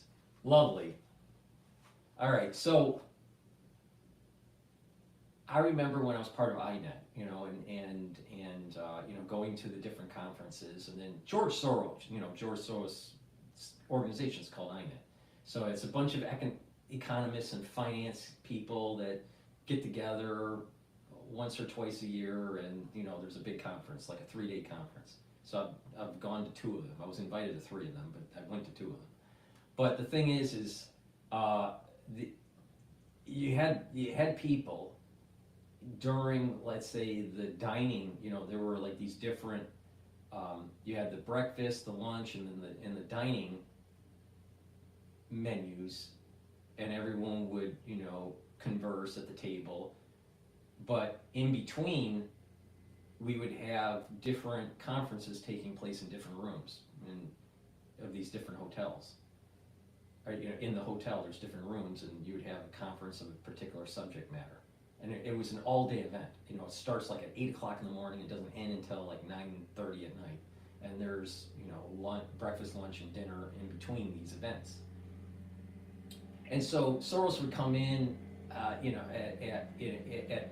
during the lunch or during the dinner gatherings, and you'd have all these younger people stand up, or even mid-age, stand up and start taking pictures when he walked in the room. One of the lowest class things I could see. I mean, it was so dumb to do. I mean, there's this, when you do that, there's this, it's almost like trying to elevate someone, no matter who it is, Soros, Trump, whoever, into some sort of God status. And so people would stand up, you know, we're eating, he ends up coming in later because of the security, and then he comes and sits down. He was sitting next to my table, but when he was walking in with his entourage, and he sat with Stiglitz, Joseph Stiglitz, he you know, everyone would not everybody, but many people stood up and started taking pictures. It's like, that's a really low class thing to do. But people do it. Why? Because they want to have a picture saying that they were in a room that was with a lot of important people. Well, why do you need to have that? Why? Important people don't do that.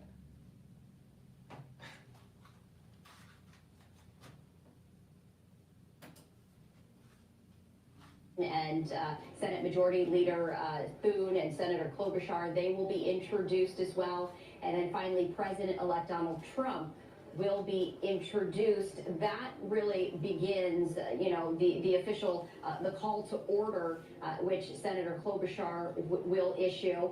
And then the swearing-in ceremony begins also, and different perhaps from President-elect Trump's first swearing-in ceremony. You know, who is going to be performing? Carrie Underwood is set to perform America the Beautiful. And then after that, that is when J.D. Vance will be sworn in as Vice President, and finally Trump sworn in as the 47th President of the United States. But just wanted, I mean, we can see the justices right there. I did want to raise the audio so we can continue to listen in.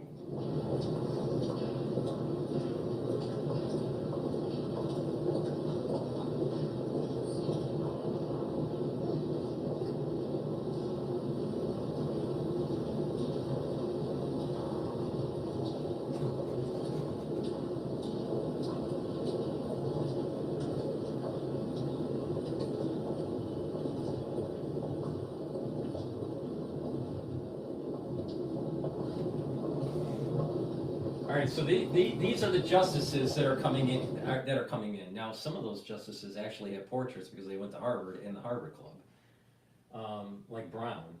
But this Connie Barrett, I thought she would be a good justice. She has ended up being nothing but a freaking backstabbing bitch. Unbelievable. I think she's an absolute terrible justice.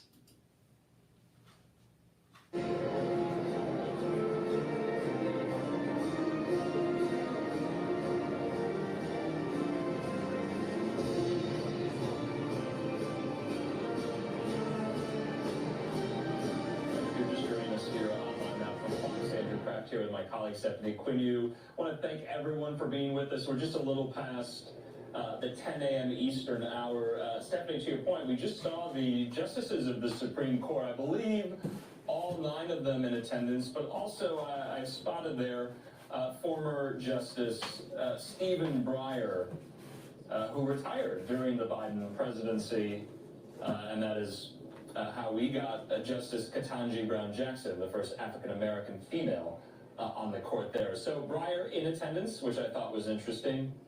Also wanted to highlight just some of the excerpts that we have gotten from Trump's second inaugural speech that will be delivered in about an hour's time.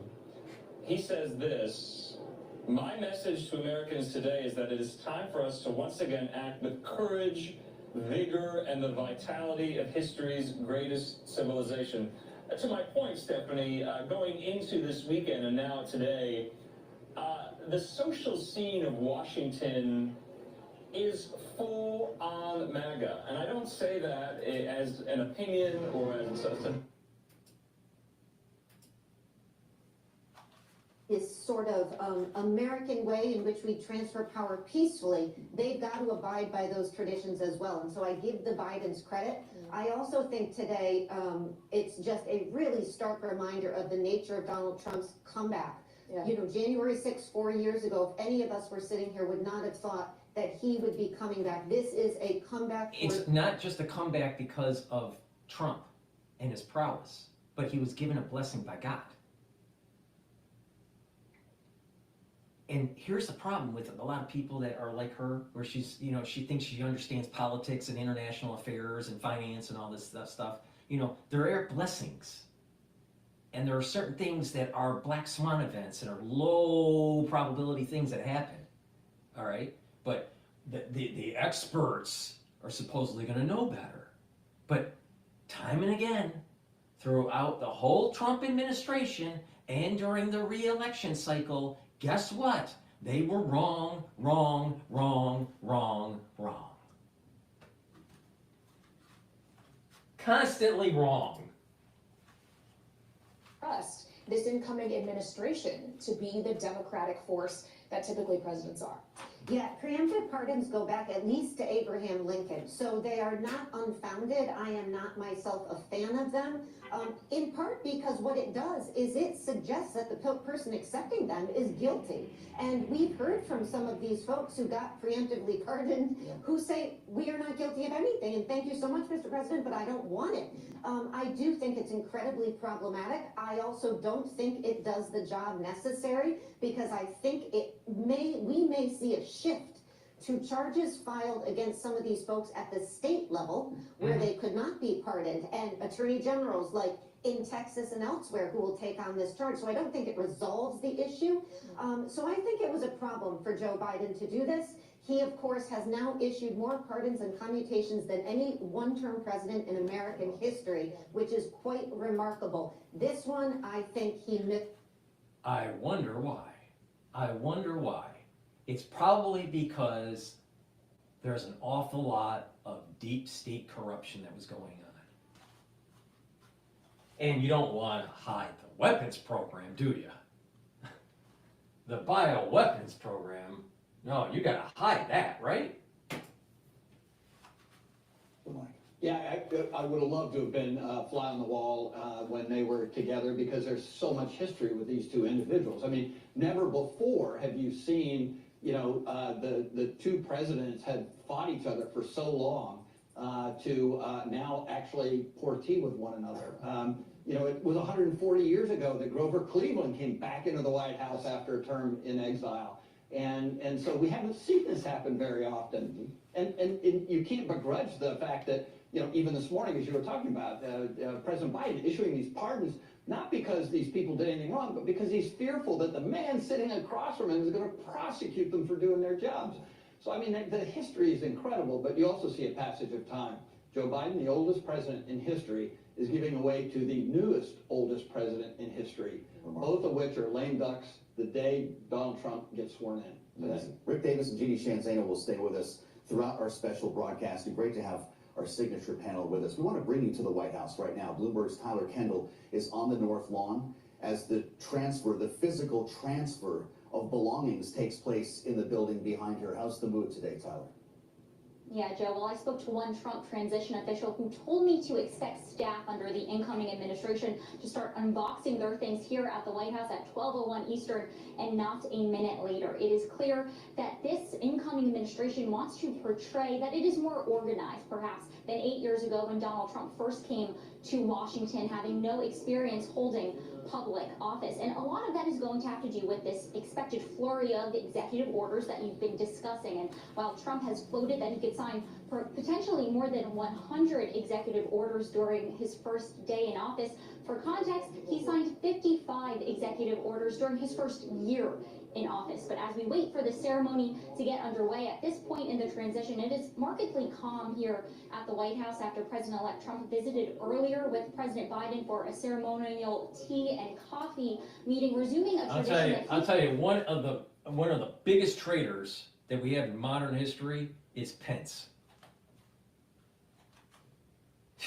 Pence is a little shit. And then he has the tenacity to say to Congress, don't accept the nomination for HHS for RFK Jr. I wonder why he hates RFK so much. To become president, walking into the rotunda, and we're hearing the music fill the chamber for their arrival here. Well, let's listen to this if we can. The Honorable William J. Clinton, accompanied by the Honorable Hillary Rodham Clinton. Honorable? My God!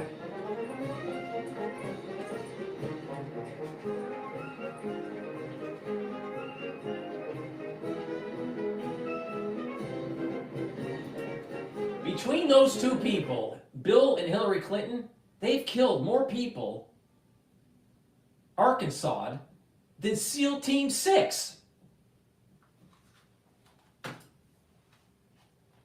The Bushes to arrive. Barack Obama will be solo as well. Michelle Obama will not be in attendance. And then, of course, Donald Trump and Joe Biden. As we wait for Donald Trump to arrive, considering the political history between Trump and Hillary Clinton as well, who was just introduced along with the former president. Pretty remarkable to consider the journey they have been on.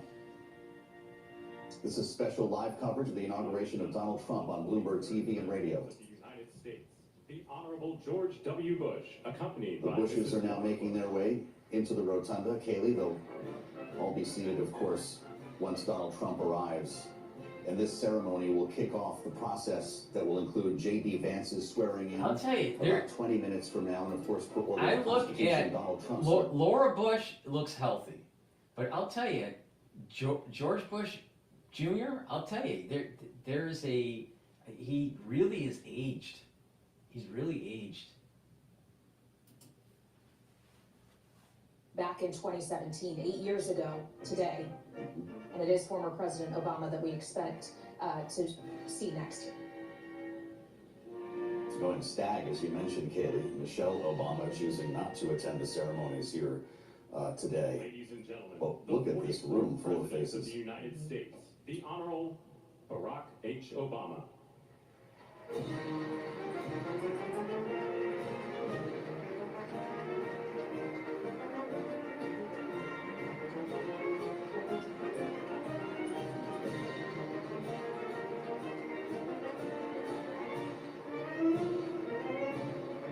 It will just be Joe Biden and Donald Trump that we are waiting to enter the rotunda. And as we do so, we want to bring in to our special coverage here on Bloomberg TV and radio, Ashley Davis, Republican strategist, partner with SB3 Group, and former senior staffer with the Department of Homeland Security. You have had a hand, Ashley, in organizing inaugurations in the past. Obviously, this one was disrupted by the frigid weather today. That's why we are seeing all of these most senior people who have held or do hold positions in U.S. government inside today. As John Roberts, the Chief Justice, is entering now.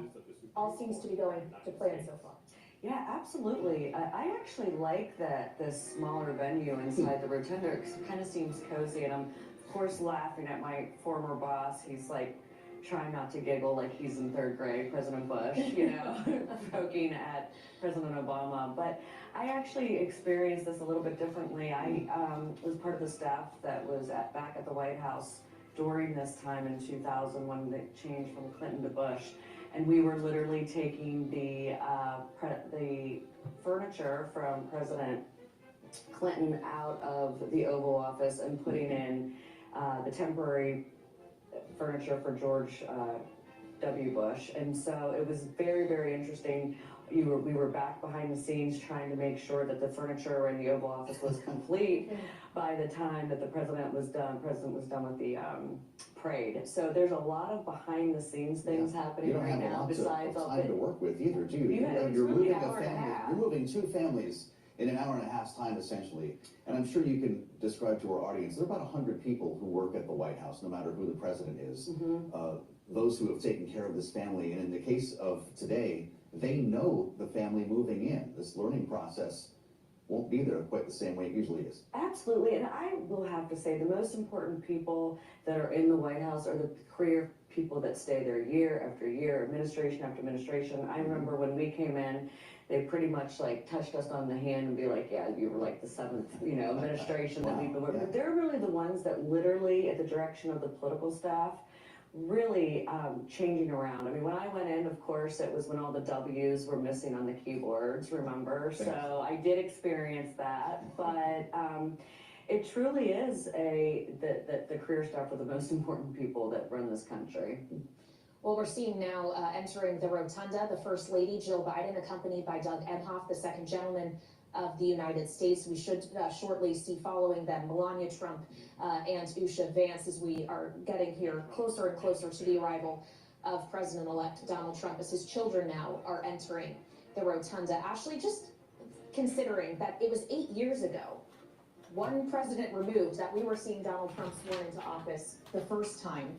Of course, that one was outdoors, unlike the ceremonies taking place today. But how different is the country he's inheriting now, and the political environment he's walking into? How different is it from 2017 to now in 2025? Well, in 2017, remember, everyone was so angry that he won. No one was really expecting him to win. There were the major protests that were happening. His back was still up. He was still fighting. And so I think his tone, from what I understand, is going to be very different today in regards to his speech. But also, there is no way 8 years ago that you would see Jeff Bezos and Mark Zuckerberg and everyone else there. I mean, you were almost shamed if you were a Donald Trump person. So there was always this constant battle. And I think that the one positive part of, I'm looking at Barron Trump right now, who is so tall. The one thing that really changed this time is because the election was very definitive, the country doesn't seem as angry, even if people do not like Donald Trump or some of the rhetoric. People aren't, you're embracing the presidency, and this is how it was. Listen, when we won, remember we had the hanging chads and the Supreme Court decided our election. So that was very contentious as well, but Bill Clinton did stand up and do what he was supposed to do. So I think that this is, for the world to watch this transfer of power and the excitement around it, whether it's with the tech and whether some people are still holding their nose, this is what the strength of America is a clear transfer of power that's peaceful. Of course, when you say we won, you're referring to the Bush administration. Yeah. You ever think you'd see George W. Bush sharing space with Dana White? This is the type of socializing that is happening inside the Capitol Rotunda right now. I'm compelled by the mechanics that you were describing. I mean, Bush is Maybe like, they know each other. Yeah. No, that doesn't surprise me. There's a moving truck, or I guess a bunch of them, in the driveway between the West Wing and the Executive Office building right now. What is happening inside the residence? What's going on inside the mansion? A lot of that, the personal items have been taken out. Obviously, they don't take furniture out. They don't take the Lincoln bedroom furniture. So that all stays. It's really their personal belongings. That's been moving out for a long time. But it really is the traditional nuts and bolts of what's running the actual political side of things that they're moving out today in regards to the office space and things like that. But I would say that they probably, since over the last month, they've been moving their normal stuff out. But the Donald Trump stuff won't be coming in until 12:01 today. So.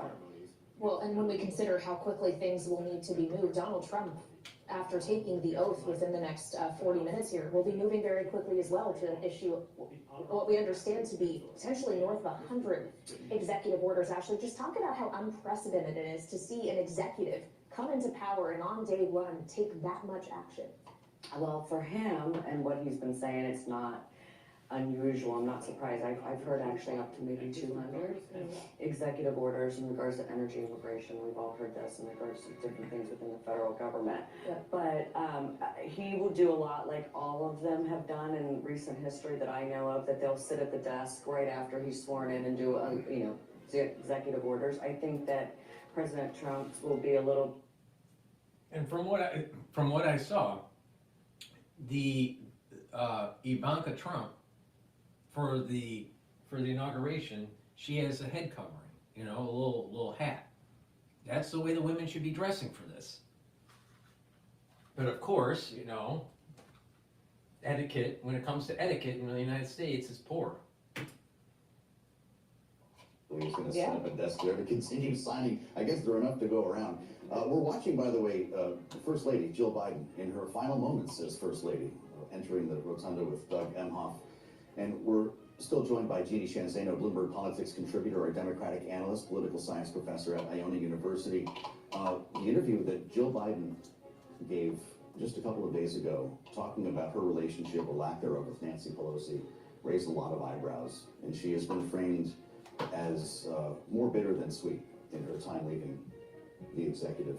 What do you think, looking at her now? What's going through her mind? Yeah, and there was that really tough comment by Nancy Pelosi's daughter describing her as, essentially Lady what did she say? Lady McBride or something? Lady McBiden, I should Lady say. McBiden. And, put on your big girl pants and you worry about your husband's legacy. Democrats are frustrated. There is no question. Joe Biden was elected so that he would put an end to the Trump dynasty, Trump's legacy. And he wasn't able to do that. And then you've got Joe Biden coming out after the election saying he thinks he could have beat Donald Trump. Very, very tough. A lot of blame is going around. I mean, listening to somebody like James Carville, who said this should be a triumphant day for Joe Biden leaving, and yet, all to his own doing, he is leaving under this cloud of infighting amongst Democrats. And a legacy that's tarnished in a way it shouldn't be. So it is a very tough time for Joe Biden, Jill Biden. That's because liberals and ultra-liberals eat their own tail. Like I said, back in 2023, the liberals are going to be eating themselves, and it's playing out. They're a party of corruption. Very, very tough for Democrats, and I'm sure tough for the First Lady. Well, and of course, in making the decision ultimately to end his re-election campaign, Joe Biden made himself a lame duck this summer, and those final months of his presidency was with the knowledge that it would come to an end. And on that note, Ashley, while you're with us, Donald Trump is about to take the oath of office knowing that he is entering a lame duck. He cannot seek re-election after the next Well, that's what I was going to say when you were saying what's he going to do, like all these unheard of executive orders. But really, in my opinion, he has 18 months. So you have 2 years before. A lot of times the House will flip or a body will flip after 2 years. So leading up to the election, you really only have 18 months. So I feel that he has 18 months to get everything he wants to do. Well, what happens if Congress, if the House or the Senate doesn't flip? What if it stays Republican? Then it's not 18 months. It's going to be 4 years. And this is the reason why I keep on saying these political quote experts keep on missing those high impact, low probability events. But see, I'll tell you, the Trump family, they're well dressed for this occasion. Speakers of the House still living: Gingrich, Boehner, McCarthy. We get closer to the sun here with Mike Johnson and what must be going through his mind today as we not only prepare for the flurry of EOs, but a scramble to write a massive reconciliation bill that's already underway. Yeah, that's right. So many challenges on the plate of Donald Trump, on the Republicans in the House and the Senate. I think one of the big lessons Donald Trump could learn from Joe Biden, if he chooses to look at it that way, would be don't overread your mandate. And in the last 48 hours alone, we have heard Donald Trump at the rally last night and elsewhere, and it sounds to me like an overreading of the mandate. That's what Joe Biden did. And when you get beyond the American public, as Ashley was just talking about, we have a coming up at when Iona University, lovely.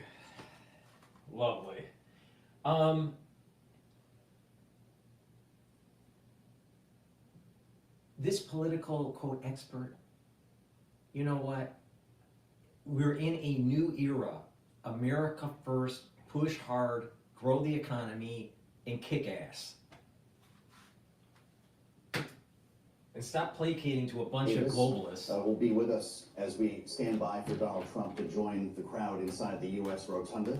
Things may be sliding a bit. If you're just joining us, this is special live coverage on Bloomberg TV and radio, the inauguration of Donald Trump. And we want to bring you back to the other end of Pennsylvania Avenue right now.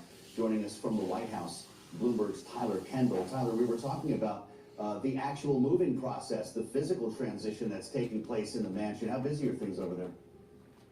Well, we have seen, I know that you mentioned seeing some of those moving trucks already start to come in on the White House North Lawn, but for now it's relatively calm here. But when we look ahead to what could be on President Biden's outgoing schedule as he completes these final hours as president, we are expecting him to have his own send-off ceremony at Joint Base Andrews after he departs the Capitol, and that is where we will likely hear him for a speech from him for the first time as a former president. And you were just discussing this with Jeannie, this idea that President Biden is leaving office with relatively lower approval ratings. According to Gallup, one of the metrics that we trust, he has a 39% approval rating. That is down 18 percentage points from when he took office 4 years ago. However, as you both know, he gave that farewell address to the nation last week where he said that he thinks history will remember his presidency kinder than that, saying that it might take time for his policies to, quote, bloom for decades to come. Bullshit!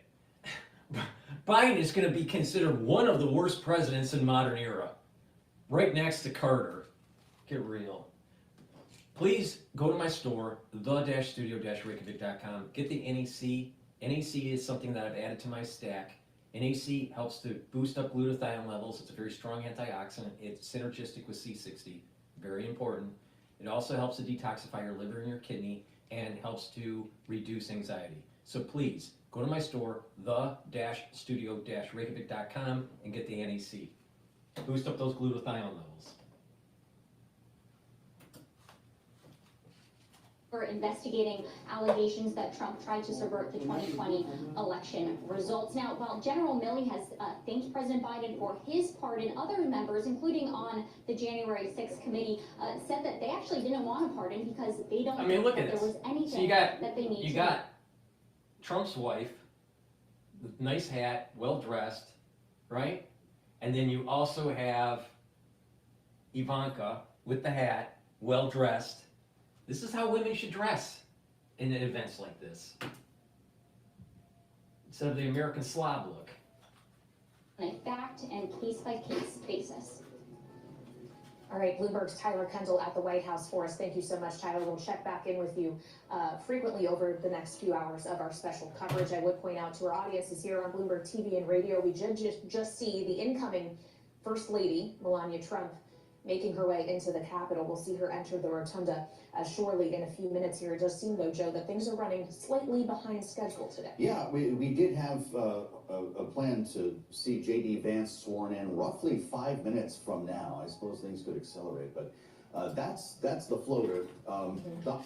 Please go to my store, the-studio-reykjavik.com. Get the vitamin D3. This helps with gene expression. D3 is the gene expression cofactor, really important for your cells. It helps also to get cells to go into apoptosis if infected, and D3 helps to absorb calcium.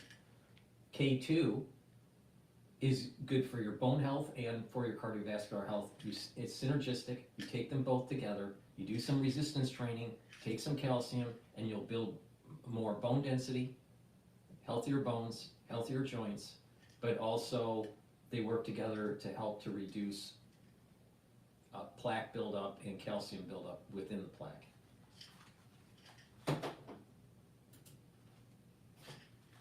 And the vast landscape of the National Mall that would have been full with thousands of guests potentially had this remained outdoors. Absolutely. It was almost very difficult if you were invited to the main event to get then invited to the smaller event inside the rotunda when they decided to move this indoors due to the weather. You have that tenor singing there who's been almost a constant when it comes to President-elect Donald Trump on the campaign trail. He performed as well for all of his supporters at the RNC. He's an individual that Trump does like to take on the road, so really no surprise that he is here on the day he will be inaugurated. As we see these scenes come in, Kaylee, you're talking about the fact that it's just going to be less people because it was moved indoors. It's quite stunning and shocking. I cannot believe actually how in these photos that will be behind Harris is dressed. I mean, of course, look at the way Harris is dressed. She looks like a freaking whore. God, I cannot believe she dressed for this occasion like this. Also been really joined at the hip of President-elect Trump on the campaign. With all the zippers all over the place? Are you kidding me? We also have Tim Cook here, who Donald Trump talked about last night, saying that they spoke and that he's going to make a massive investment into the United States following his election win. On top of that, we have Mark Zuckerberg, an individual who's been going in and out of Mar-a-Lago not just once since the election, individual who's moving his company a little bit more to the right, you can say, with the likes of Dana White being added to his board and Jeff Kaplan taking over, a staunch Republican here in Washington, D.C. since the Bush days, taking over global policy at Meta. And then finally, an individual that you might not know of, Bernard Arnault, one of the richest men in Europe, a luxury titan, the CEO of LVMH, is also in attendance today. So it's a very interesting mix of individuals that are here. And then I would just say from the foreign policy perspective, most notably, Georgia Meloni, the single only Western leader who decided to come herself and not send her ambassador. Bloomberg's Anne-Marie Hordern on Capitol Hill. Thank you so much, Anne-Marie. We'll get back with you, of course, throughout the day here as we reassemble our signature panel. Bloomberg Politics contributors Rick Davis and Jeannie Shanzano are with us at the desk here in Washington as we walk up on the swearings-in of J.D. Vance and Donald Trump. J.D. Vance we just saw entering the Capitol and will soon join the others in the rotunda. We also saw Joe Biden and Kamala Harris, Hakeem Jeffries approaching the queue, if you will, as they will then be introduced formally. Kamala Harris she dressed totally inappropriately. Totally inappropriate. I mean, isn't there anyone that has any etiquette? My God. Felt like she came into this campaign, had 100 days. She raised more money than I think anybody could have expected. She brought a lot of energy. We were all at the Democratic National Convention. There were a lot of supporters there. She came close popular vote-wise, but didn't come close in the Electoral College. So this is very bittersweet for Vice President Harris. And then, of course, she's being dogged in the last few weeks and days by President Biden, saying, had he been on the top of the ticket, he could have won. So a very divisive time for Democrats who are trying to figure out what their next step is going to be. And of course, you mentioned Hakeem Jeffries, now the leader really of the Democratic Party, and Chuck Schumer, to see where they can move this now opposition party. Well, and as you talk, Jeannie, about Kamala Harris coming close in the popular vote, she did not win the popular vote. Donald Trump did. He is about to take the oath of office. As we see him entering the Capitol now, he will, of course, be formally introduced in the rotunda in just a few moments as he gets ready to be the second president in history to be inaugurated a second time, but with a gap in between. And Rick, when we consider the 77 million people who sent him once again to this highest office in the country, he says he's taking office today with a mandate. To what extent is that really true? Yeah, I think that it's as true as he can actually make it stick in Congress, right? I mean, you know, obviously he's got a lot of energy that came out of that election. It was not expected by a lot of pundits to have the overwhelming victory in winning both the House, the Senate, and the presidency, and the popular vote, as you mentioned. And so I think that, you know, he's going to test the limits, right? And he's going to try to do things by executive order that may ultimately need confirmation and action by Congress, and we'll see whether or not he's able to assemble enough votes to do that. The reality of it is that, you know, a lot of these things like the TikTok extension for 90 days, I mean, like, he's actually using an executive order to manage a law. And, you know, a lot of people are scratching their head going, like, how's that going to work out? Might So, get tied up in court. yeah, exactly. So I think what we're going to see is a big push out early to take advantage of that mandate and then see where the chips fall. our shot now fixed on the incoming First Lady, Ivanka Trump, and her bolero hat, which, I'm sorry, Melania Trump, thank you, Kaylee. Her hat seems to be the talk as much as anything so far. Interesting, as we saw Donald Trump making his way into the Capitol as well, not a red tie today. He's in bipartisan purple. I don't think we've ever seen that before. The leadership from Capitol Hill walking in the room. Isn't that the trademark? The red tie and the, I don't know, I thought that was Trump's. There isn't that much red in the rotunda. There really isn't, frankly, as a at matter all. of fact, and don't see any MAGA hats there. Please go to my store, the-studio-reykjavik.com, and get that third pillar to soak up those free radicals, like I've been saying. Get the C60, you can get it in a 2 ounce, a 4 ounce, or an 8 ounce configuration. You can get it in avocado oil, extra virgin olive oil, or MCT coconut oil. C60 is a carbon molecule. It's 60 carbons in this molecule. Looks like a soccer ball. It's a fullerene.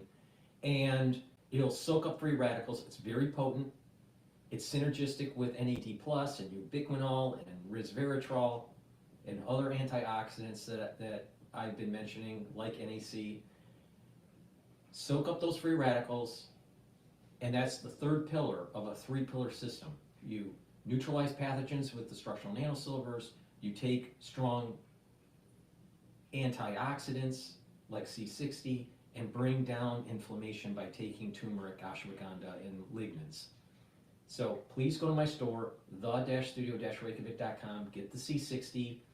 Again, take a tablespoon a day, all right, and you do that every day, and you're going to get these compound effects, and what's going to happen is you're going to soak up those free radicals, you're going to improve the mitochondrial health in your cells, you're going to boost up your ATP when that happens, your cells are going to perform better, and in those cells, the tissues will perform better, and the tissues are in organs, and those organs will perform better. That means your immune system is going to be better, your endocrine system is going to be better, and C60 is also part of the protocol for reducing cardiovascular disease.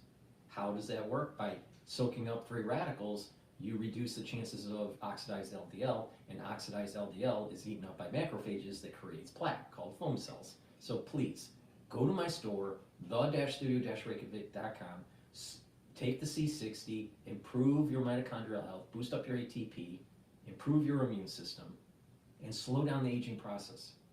In addition, your neurons has lots of it needs lots of ATP. It has lots of mitochondria. And as you get older, your mitochondrial health goes down. By taking C60, your mitochondria in your neurons are going to be healthier and therefore have more ATP to create the neurotransmitters to shoot off and to have the better positive neuroplasticity. It's a win-win. Please go to my store, take the C60, take a teaspoon a day.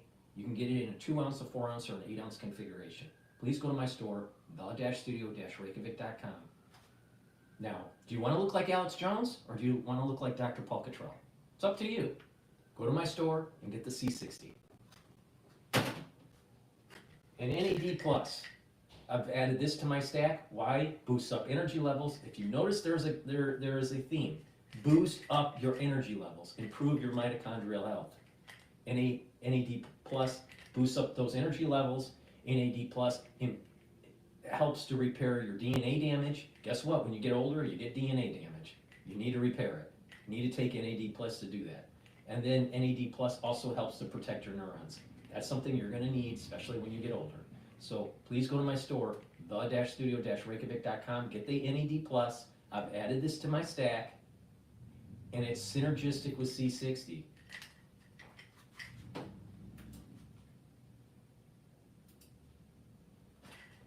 The Congressional Inaugural Committee will be playing a part in the proceedings about to take place today.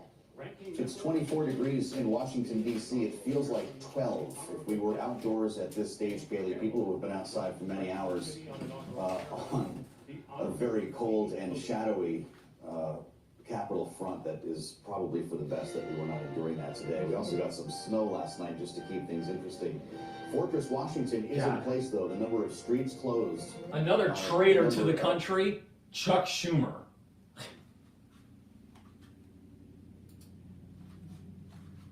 All of it to guarantee the security of this event, a pillar of American democracy, the inauguration of a president, that person, of course, about to be Donald J. Trump, who will enter this rotunda momentarily. Of the United States, the Honorable Donald John Trump.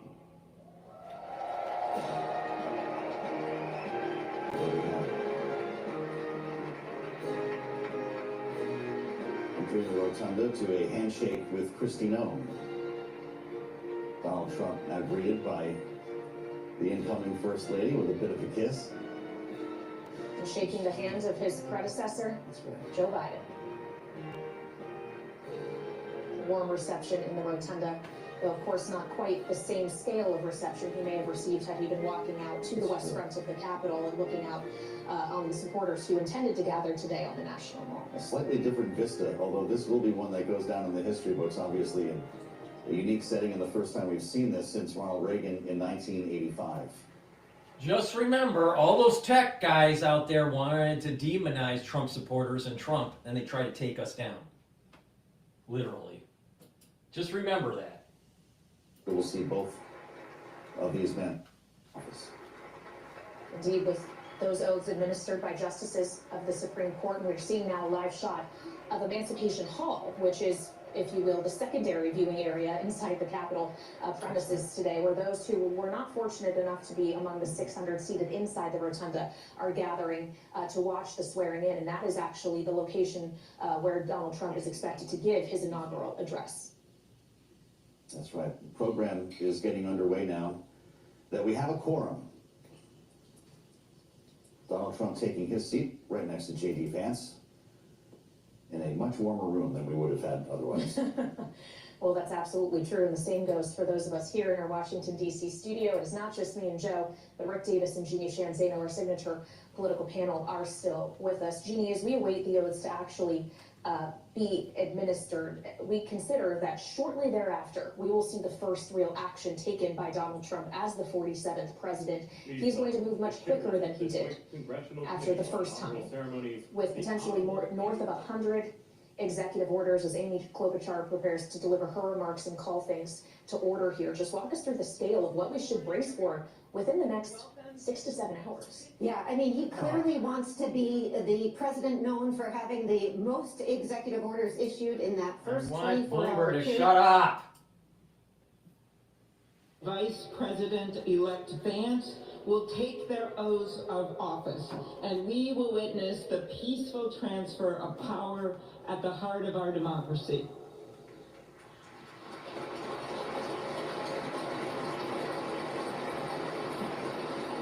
For the past year, I've chaired the inaugural ceremony committee, which includes the leadership of Congress from both parties.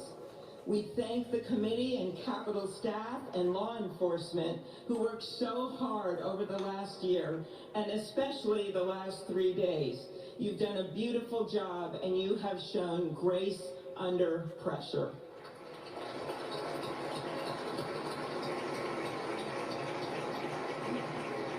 Our theme this year is our enduring democracy. The presence of so many presidents and vice presidents here today is truly a testament to that endurance. We welcome President Biden and Dr. Biden. We welcome Vice President Harris and Doug Emhoff, President Obama, President Clinton and Secretary Clinton, President Bush and Laura Bush, Vice President Pence, Vice President Quayle and Marilyn Quayle. The justices of the United States Supreme Court are with us, all 9 of them I counted, and of course the Trump and Vance families. This ceremony marks what will soon be 250 years of our democracy. It is the moment when leaders elevated by the will of the people promise to be faithful to our Constitution, to cherish and defend it. It is the moment when they become, as we all should be, the guardians of our country. Through war and peace, through adversity and prosperity, we hold this inauguration every 4 years, and today it falls on Martin Luther King Day. A further reminder that we must strive to uphold the values enshrined in our Constitution, the freedoms, the liberties, and as is inscribed on the entrance of the United States Supreme Court, equal justice under law.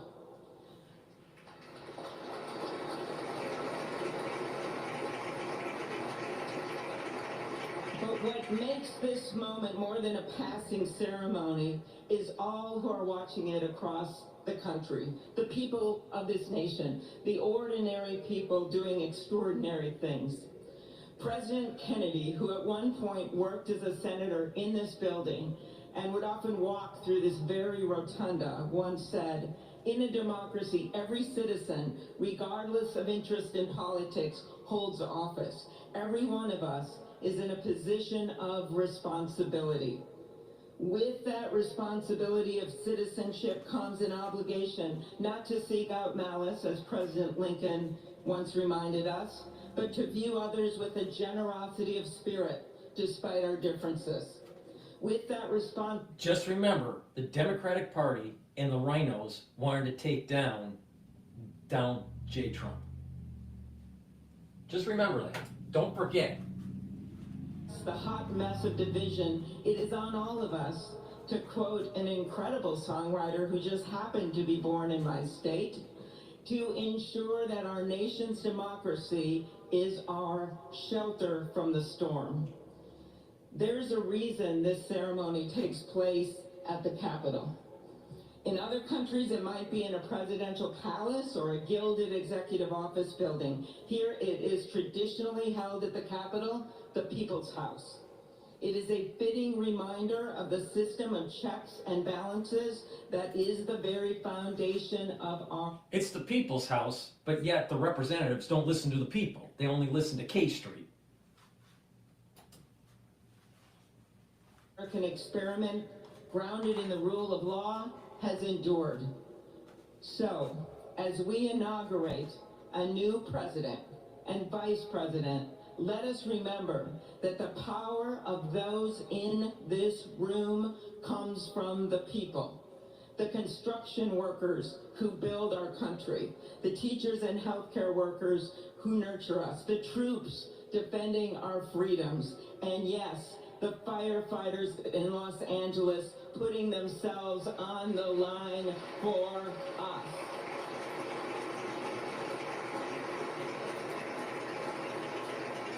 But Congress won't do anything about taking away the insurance policies for fire and calamity insurance. No, Congress won't do anything about that. But they'll clap for the firefighters.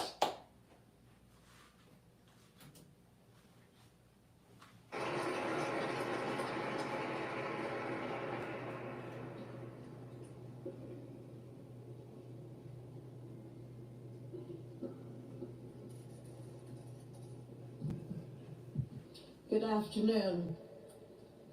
Endurance through the years is the ultimate test. To persevere through time is the truest measure of an idea, an institution, and a nation. Our founders wrote the Constitution so that America could withstand all the twists and turns of time. They wrote it to guide us and to preserve forever our right of life, liberty, and the pursuit of happiness. But as much as the truths and principles enshrined in our Constitution remain the same, our democracy promises the American people the power to change, to chart their own destiny. That's the beauty. That is the importance of democracy. It allows the endurance, the permanence of a nation through change. It allows nations like our United States both to avoid the obstacles and to seize the opportunities God has placed before us, all while staying true to our founding principles. Today is our country's 60th inauguration ceremony. Like all the others before it, it is a celebration of our right to set our uniquely American course. The past several years have been trying at times for many, many Americans, and also for the nations of the free world that we humbly strive to lead. In November, Americans chose again to steer this nation towards greatness, the secure, safe, and prosperous future that our founders envisioned for all of us. And today, we celebrate not only their decision to do so, but also the simple right and wisdom of a free people to make their own choice so that their nation might endure. And now, allow me to welcome Archbishop Timothy Dolan and Reverend Franklin Graham, who will deliver our invocation. Please rise.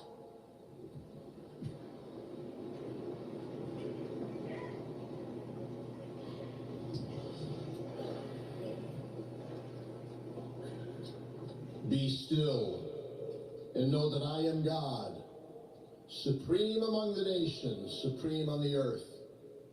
Let us pray.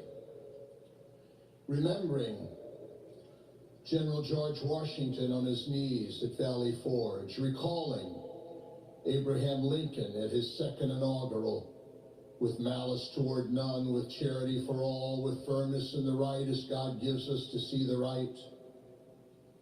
Remembering General George Patton's instructions to his soldiers as they began the Battle of the Bulge 8 decades ago. Pray. Pray when fighting. Pray alone. Pray with others. Pray by night. Pray by day. Observing the birthday of the Reverend Martin Luther King, who warned, without God, our efforts turn to ashes.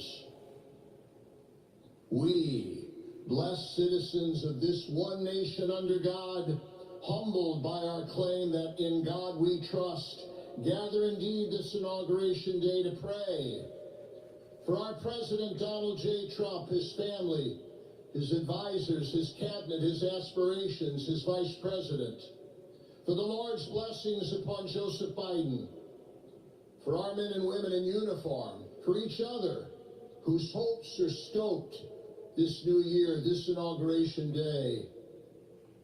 We cannot err in relying upon that prayer from the Bible, upon which our president will soon place his hand and oath, as we make our own the supplications of King Solomon for wisdom as he began his governance. God of our fathers, in your wisdom you set man to govern your creatures, to govern in holiness and justice, to render justice with integrity. Give our leader wisdom, for he is your servant, aware of his own weakness and brevity of life. If wisdom which comes not from you be not with him, he shall be held in no esteem. Send wisdom from heavens, that she may be with him, that he may know your designs. Please, God, bless America. Please, mend her every flaw. You are the God in whom we trust, who lives and reigns forever and ever. Amen.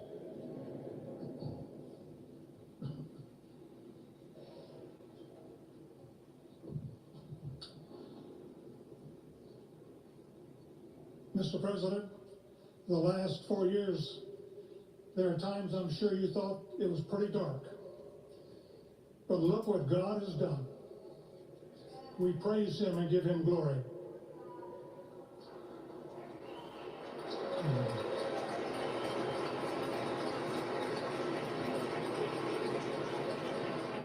Dr. Paul Cottrell is praying that the negative soul root of Esau is killed. Dr. Paul Cottrell is praying that we hunt down the deep state and hold them accountable for taking away our constitutional freedoms.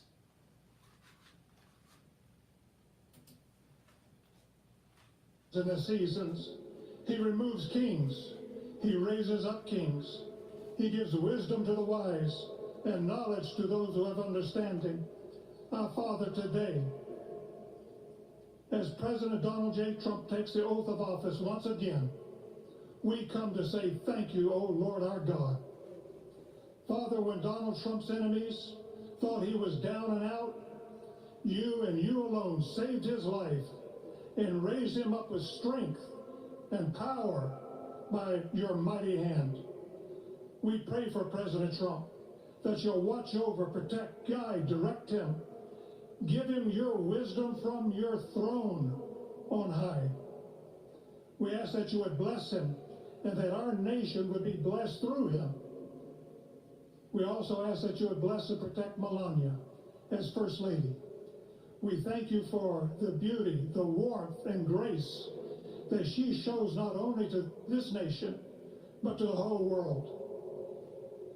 We thank you for Vice President-elect J.D. Vance and his wife Usha and their young family. May he be a strength to President Trump, to stand beside him, to hold up his arms like Aaron held up the arms of Moses in the midst of battle. The prophet Samuel reminded the people, it was you that brought them up from the land of Egypt. And he said, now stand still that I may reason with you before the Lord. So Father, we take this moment to stand still, to remember the great things that you have done for this nation. Thank you for the protection, the bounty, the freedoms that we so enjoy. We remember to keep our eyes fixed on you, and may our hearts be inclined to your voice. We know that America can never be great again if we turn our backs on you.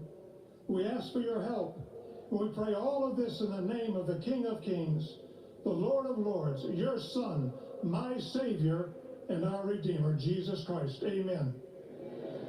Ladies and gentlemen, please welcome Associate Justice Kavanaugh to administer the Vice Presidential Oath of Office.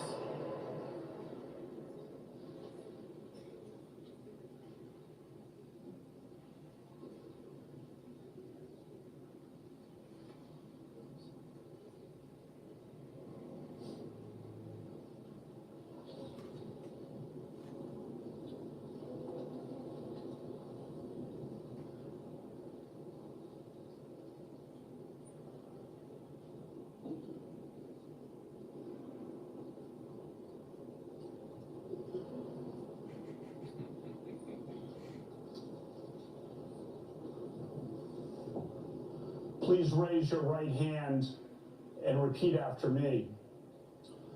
I, James David Vance, do solemnly swear. I, James David Vance, do solemnly swear that I will support and defend the Constitution of the United States. that I will support and defend the Constitution of the United States Against all enemies, foreign and domestic. against all enemies, foreign and domestic. That I will bear true faith That I will bear true faith and allegiance to the same. and allegiance to the same.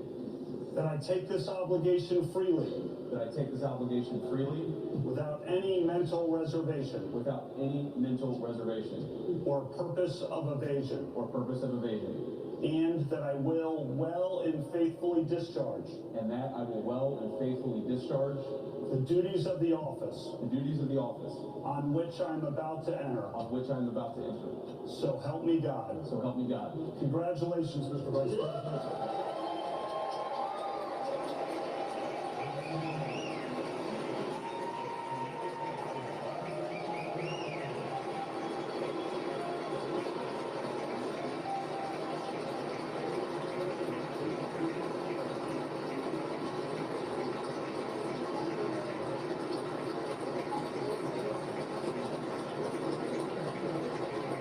Ladies and gentlemen, please welcome Chief Justice Roberts to administer the Presidential Oath of Office.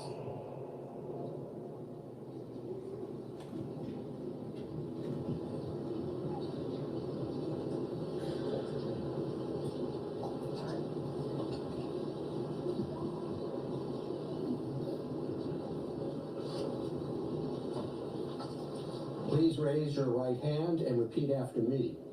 I, Donald John Trump, do solemnly swear I, Donald John Trump, do solemnly swear that I will faithfully execute that I will faithfully execute the office of President of the United States the office of President of the United States and will, to the best of my ability, and will, to the best of my ability, preserve, protect, and defend preserve, protect, and defend the Constitution of the United States. the Constitution of the United States. So help me God. So help me God. Congratulations, Mr. President.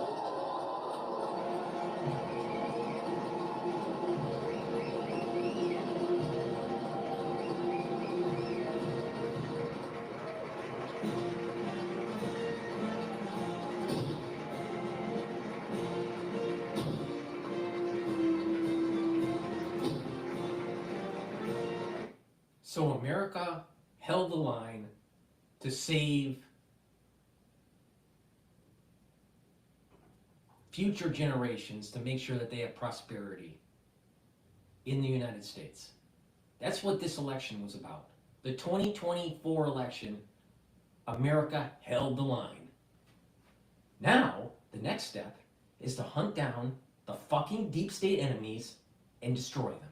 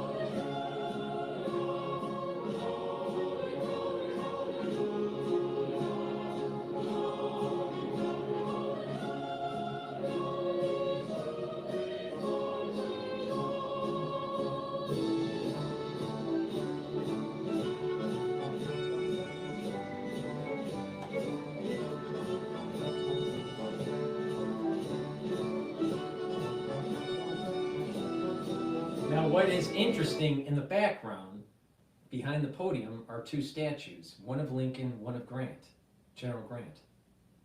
Now, obviously, Grant was also president. And then on the side of Grant is a picture of George Washington. The symbolism is profound. And oh, by the way, one of my ancestors actually fought with General Grant on the battlefield in the last two battles of the Civil War in Appomattox. I'll tell you, it's profound what's going on.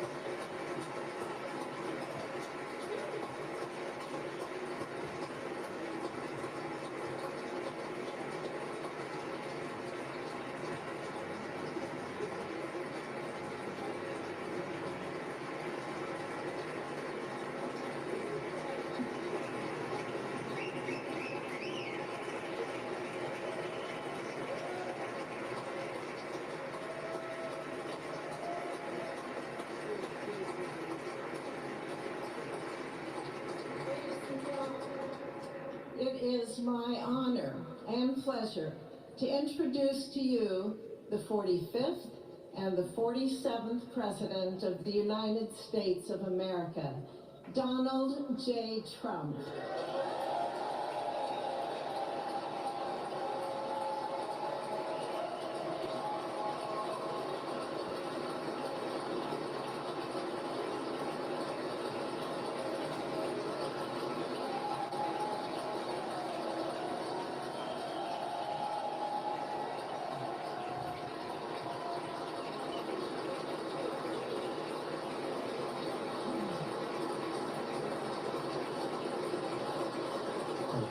Thank you very much, everybody. Well, thank you very, very much. Vice President Vance, Speaker Johnson, Senator Thune, Chief Justice Roberts, Justices of the United States Supreme Court, President Clinton, President Bush, President Obama, President Biden, Vice President Harris, and my fellow citizens. The golden age of America begins right now.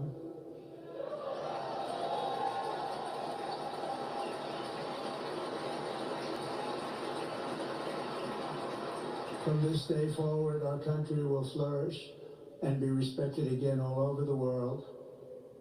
We will be the envy of every nation, and we will not allow ourselves to be taken advantage of any longer. During every single day of the Trump administration, I will very simply put America first.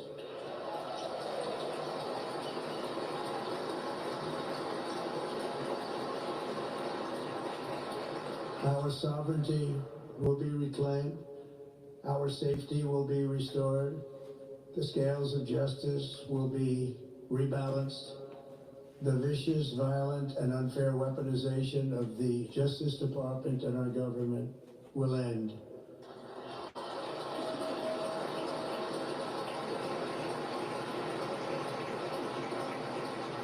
And our top priority will be to create a nation that is proud, prosperous, and free.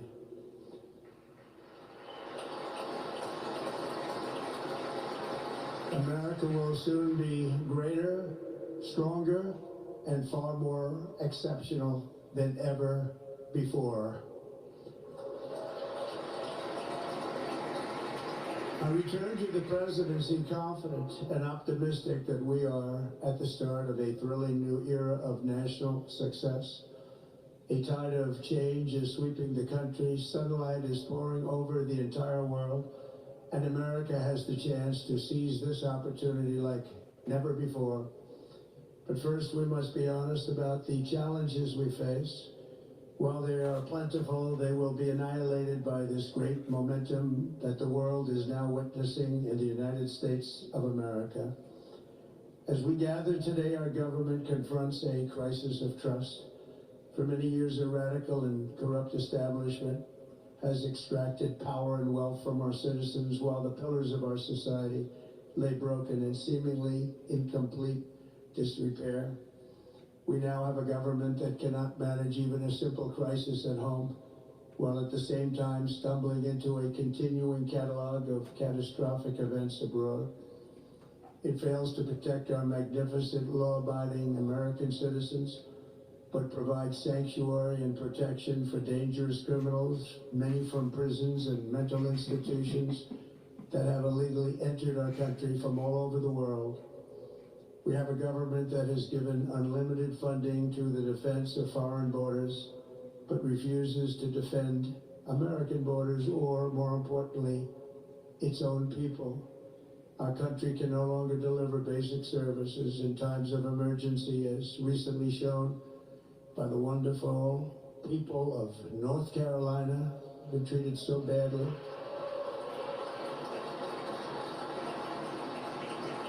And other states who are still suffering from a hurricane that took place many months ago. Or more recently, Los Angeles, where we are watching fires still tragically burn. From weeks ago, without even a token of defense, They're raging through the houses and communities, even affecting some of the wealthiest and most powerful individuals in our country, some of whom are sitting here right now. They don't have a home any longer. That's interesting. But we can't let this happen.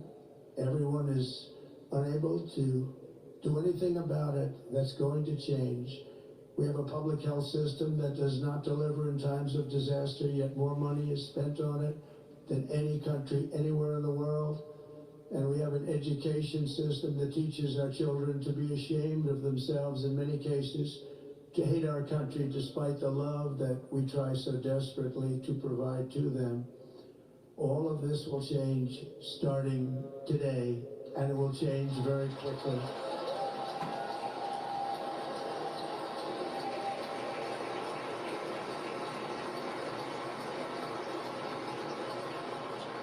My recent election is a mandate to completely and totally reverse a horrible betrayal and all of these many betrayals that have taken place, and to give the people back their faith, their wealth, their democracy, and indeed their freedom. From this moment on, America's decline is over.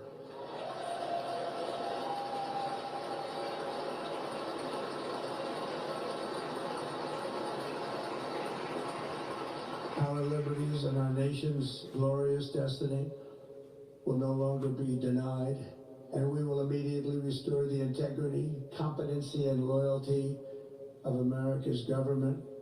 Over the past 8 years, I have been tested and challenged more than any president in our 250-year history, and I've learned a lot along the way.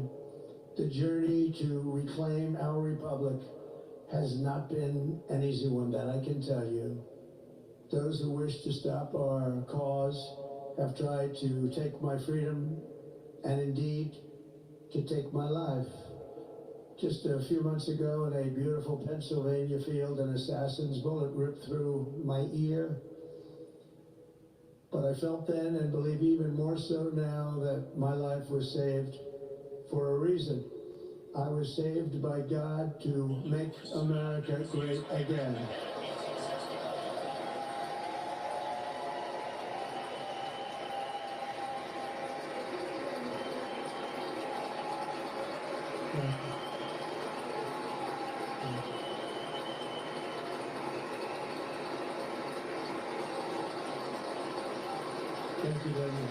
The deep state trying to take him out.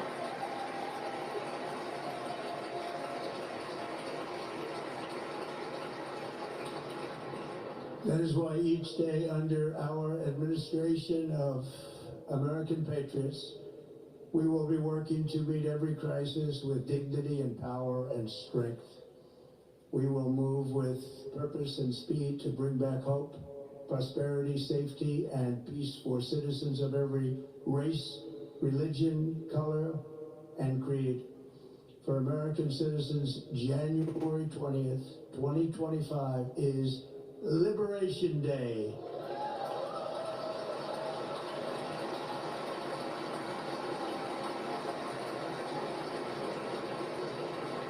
It is my hope that our recent presidential election will be remembered as the greatest and most consequential election in the history of our country. As our victory showed, the entire nation is rapidly unifying behind our agenda with dramatic increases in support from virtually every element of our society, young and old, men and women, African Americans, Hispanic Americans, Asian Americans, urban, suburban, rural. And very importantly, we had a powerful win in all 7 swing states, and the popular vote, we won by millions of people. To the Black and Hispanic communities, I want to thank you for the tremendous outpouring of love and trust that you have shown me with your vote. We set records, and I will not forget it. I've heard your voices in the campaign, and I look forward to working with you in the years to come. Today is Martin Luther King Day, and his honor, this will be a great honor, but in his honor we will strive together to make his dream a reality. We will make his dream come true.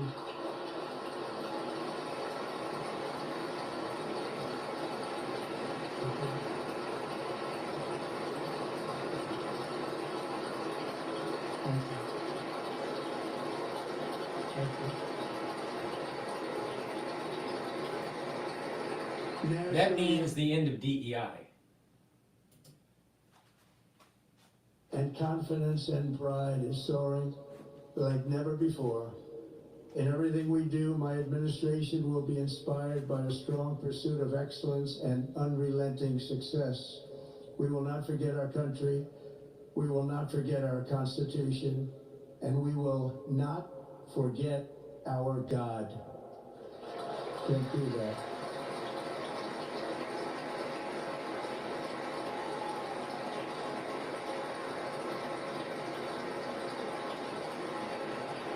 Today I will sign a series of historic executive orders. With these actions, we will begin the complete restoration of America and the revolution of common sense. It's all about common sense. First, I will declare a national emergency at our southern border. Yeah!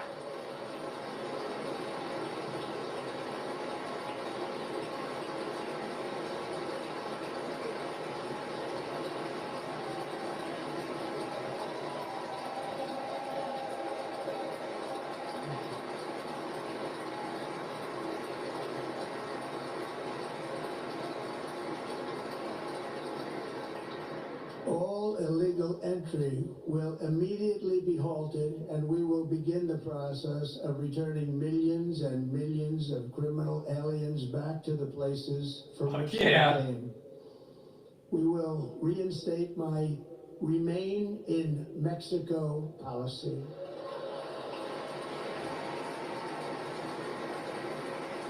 I will end the practice of catch and release. And I will send troops to the southern border to repel the disastrous invasion of our country.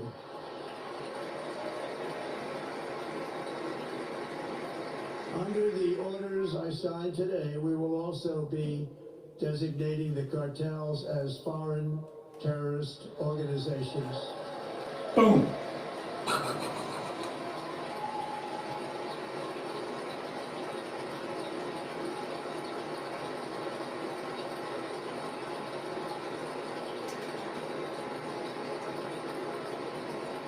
And by invoking the Alien Enemies Act of 1798, I will direct our government to use the full and immense power of federal and state law enforcement to eliminate the presence of all foreign gangs and criminal networks, bringing devastating crime to U.S. soil, including our cities and inner cities.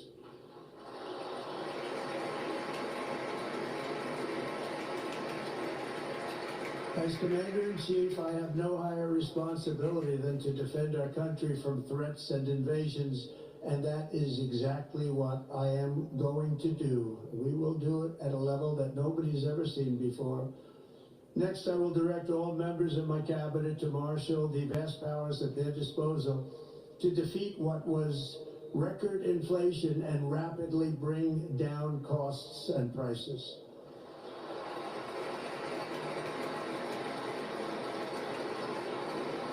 The inflation crisis was caused by massive overspending and escalating energy prices, and that is why today I will also declare a national energy emergency. We will drill, baby. Fuck yeah, baby!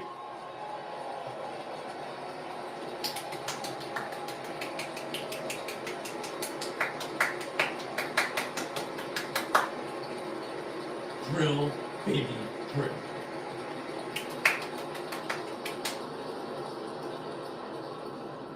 America will be a manufacturing nation once again, and we have something that no other manufacturing nation will ever have, the largest amount of oil and gas of any country on earth, and we are going to use it.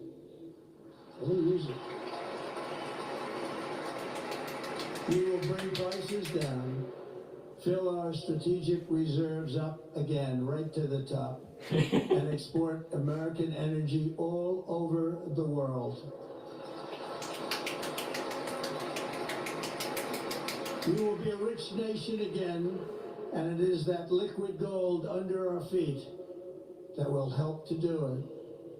With my actions today, we will end the Green New Deal and we will revoke the electric vehicle mandate, saving our auto industry and keeping my sacred pledge to our great American auto workers.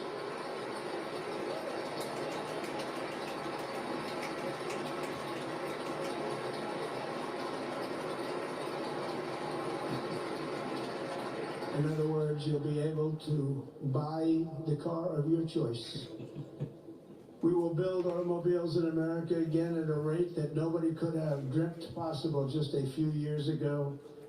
And thank you to the auto workers of our nation for your inspiring vote of confidence. We did tremendously with that vote.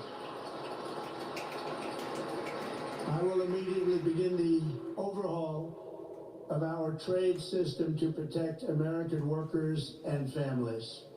Instead of taxing our citizens to enrich other countries, we will tariff and tax foreign countries to enrich our citizens.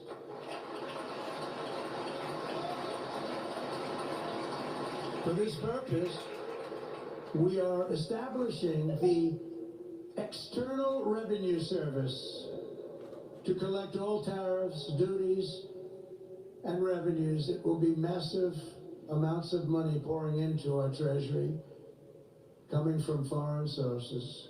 The American dream will soon be back and thriving like never before to restore competence and effectiveness to our federal government. My administration will establish the brand new Department of Government Efficiency.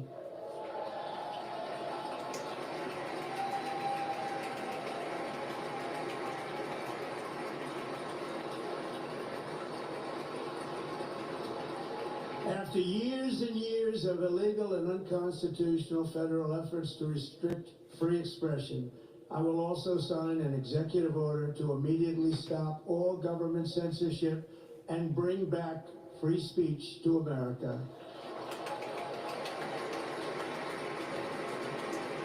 You hear that, YouTube?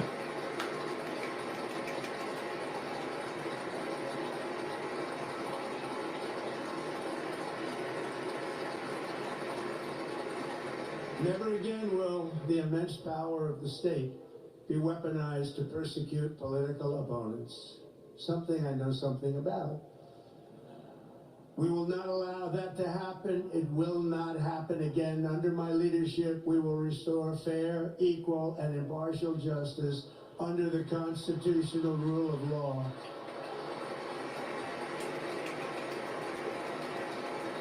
And we are going to bring law and order back to our cities.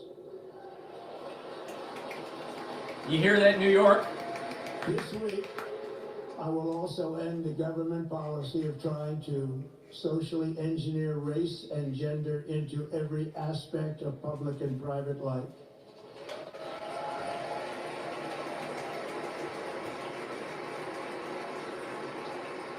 We will forge a society that is colorblind and merit-based.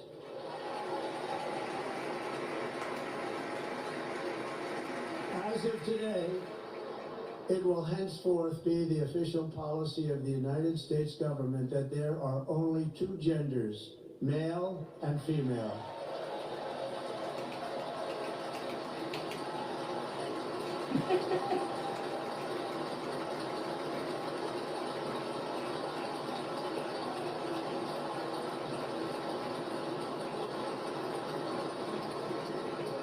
This week, I will reinstate any service members who were unjustly expelled from our military for objecting to the COVID vaccine mandate with full back pay.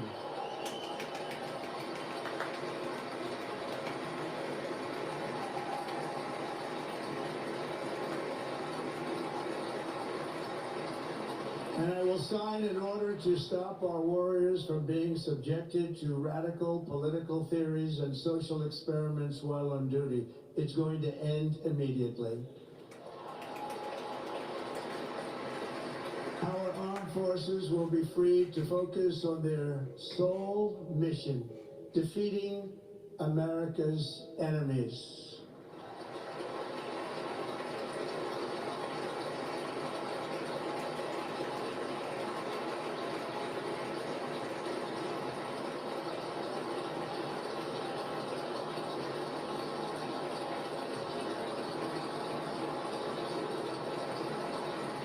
Foreign and domestic. Like in 2017, we will again build the strongest military the world has ever seen. We will measure our success not only by the battles we win, but also by the wars that we end, and perhaps most importantly, the wars we never get into.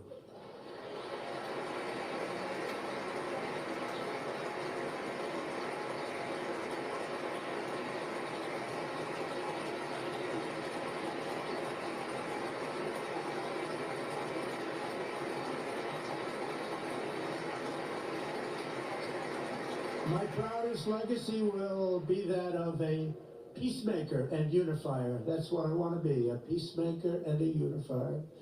I'm pleased to say that as of yesterday, one day before I assumed office, the hostages in the Middle East are coming back home to their families.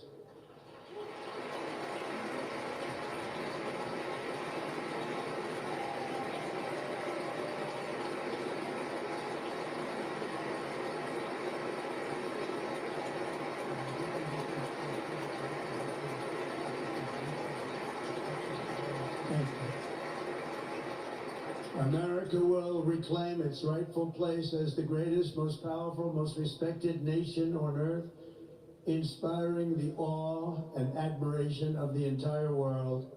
A short time from now, we are going to be changing the name of the Gulf of Mexico to the Gulf of America. Fuck yeah! We will restore the name of a great president, William McKinley, to Mount McKinley, where it should be and where it belongs.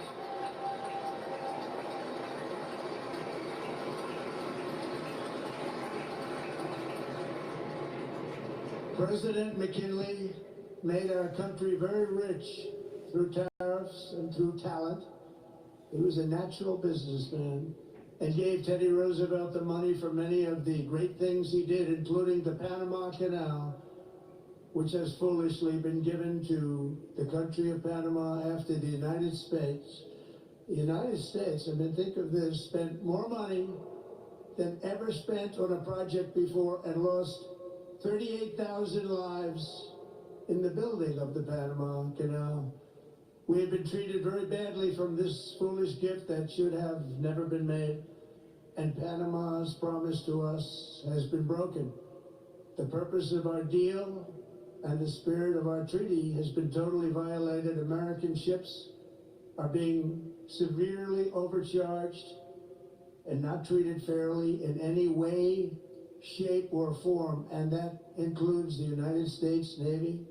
And above all, China is operating the Panama Canal, and we didn't give it to China, we gave it to Panama, and we're taking it back.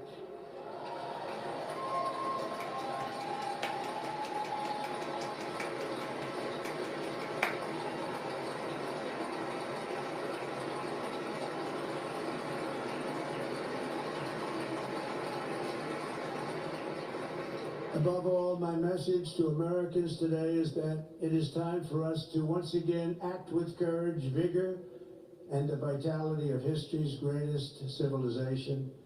So as we liberate our nation, we will lead it to new heights of victory and success. We will not be deterred. Together we will end the chronic disease epidemic and keep our children safe, healthy, and disease-free. The United States will once again consider itself a growing nation, one that increases our wealth, expands our territory, builds our cities, raises our expectations, and carries our flag into new and beautiful horizons. and we will pursue our manifest destiny into the stars, launching American astronauts to plant the stars and stripes on the planet Mars.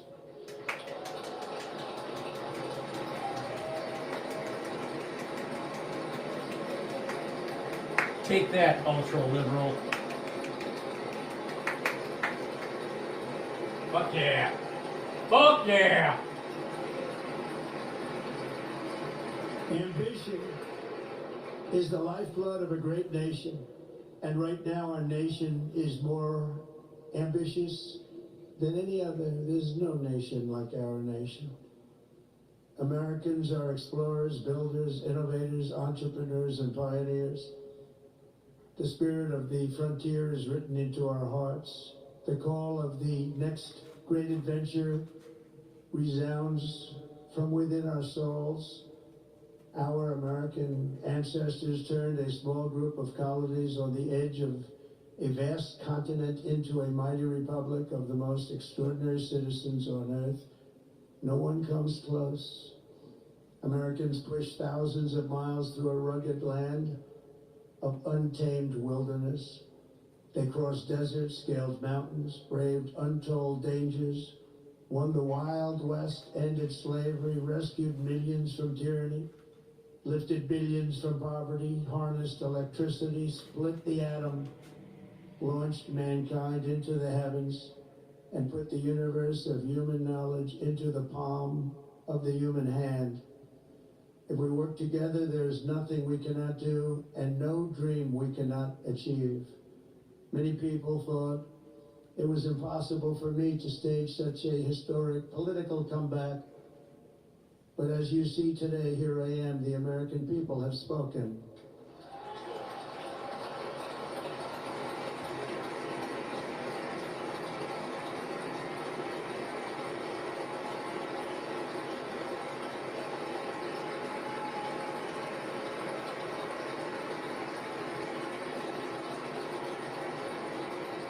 I stand before you now as proof that you should never believe that something is impossible to do. In America, the impossible is what we do best.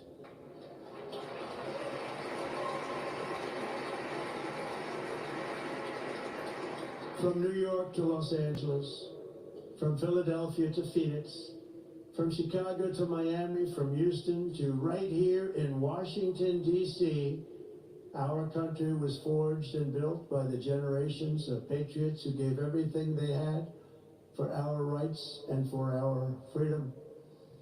They were farmers and soldiers, cowboys and factory workers, steel workers and coal miners, police officers and pioneers who pushed onward, marched forward, and let no obstacle defeat their spirit or their pride. Together they laid down the railroads, raised up the skyscrapers, built great highways, won 2 world wars, defeated fascism and communism, and triumphed over every single challenge that they faced. After all we have been through together, we stand on the verge of the 4 greatest years in American history. With your help, we will restore America's promise, and we will rebuild the nation that we love, and we love it so much. We are one people, one family, and one glorious nation under God. So to every parent who dreams for their child, and every child who dreams for their future, I am with you, I will fight for you, and I will win for you. We're going to win like never before.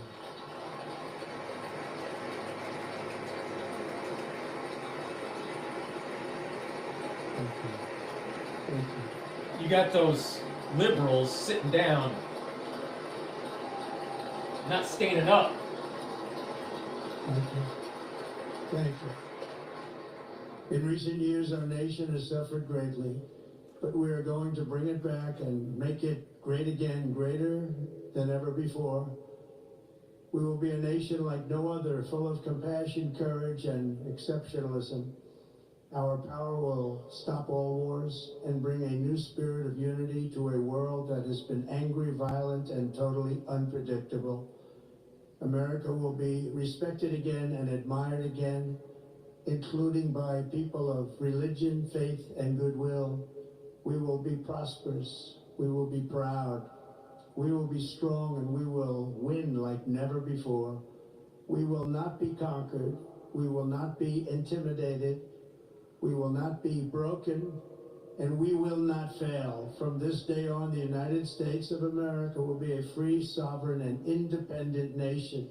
We will stand bravely, we will live proudly, we will dream boldly, and nothing will stand in our way because we are Americans. The future is ours, and our golden age has just begun.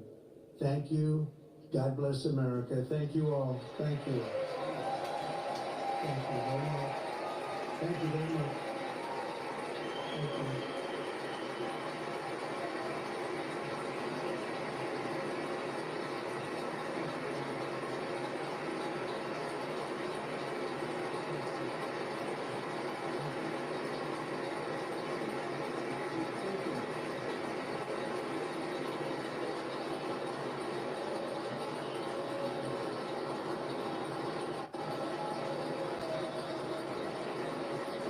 Ladies and gentlemen, performing America the Beautiful, please welcome the Armed Forces Chorus and Carrie Underwood.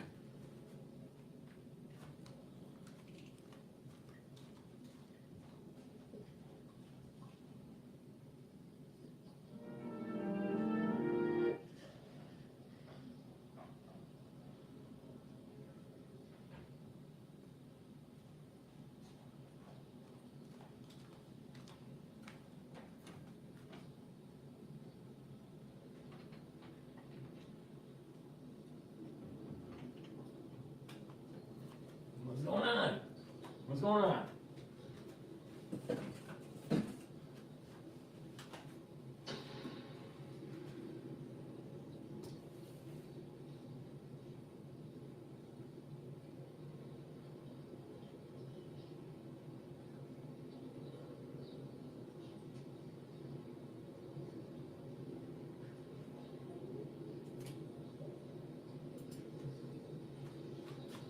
All right, since they have audio problems at the moment, let me just plug a quick product. If you want to look like Barron Trump, please go to my store, the-studio-reykjavik.com, and get the collagen. Or if you want to look like DrPaulCottrell, go to my store and get the collagen. This is a very high quality product.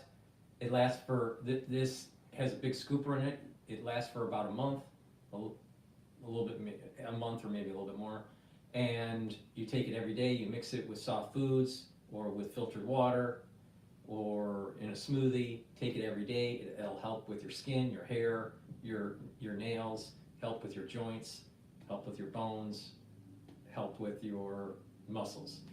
It has a great amino acid profile here. It's something that you should be taking every day, and it's also part of my skincare box, anti-aging skincare beginner's box and advanced box.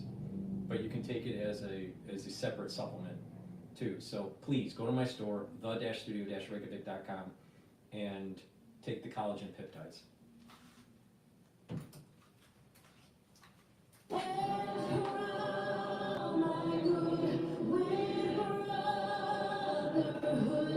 From sea to shining sea.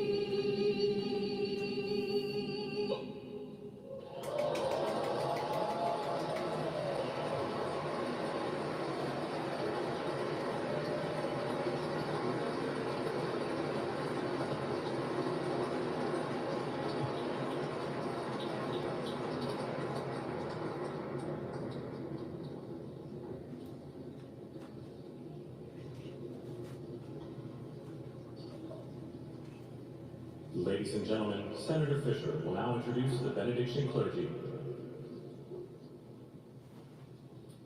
I now call on Rabbi Ari Berman, Pastor Lorenzo So, and Reverend Frank Mann to provide prayers of benediction.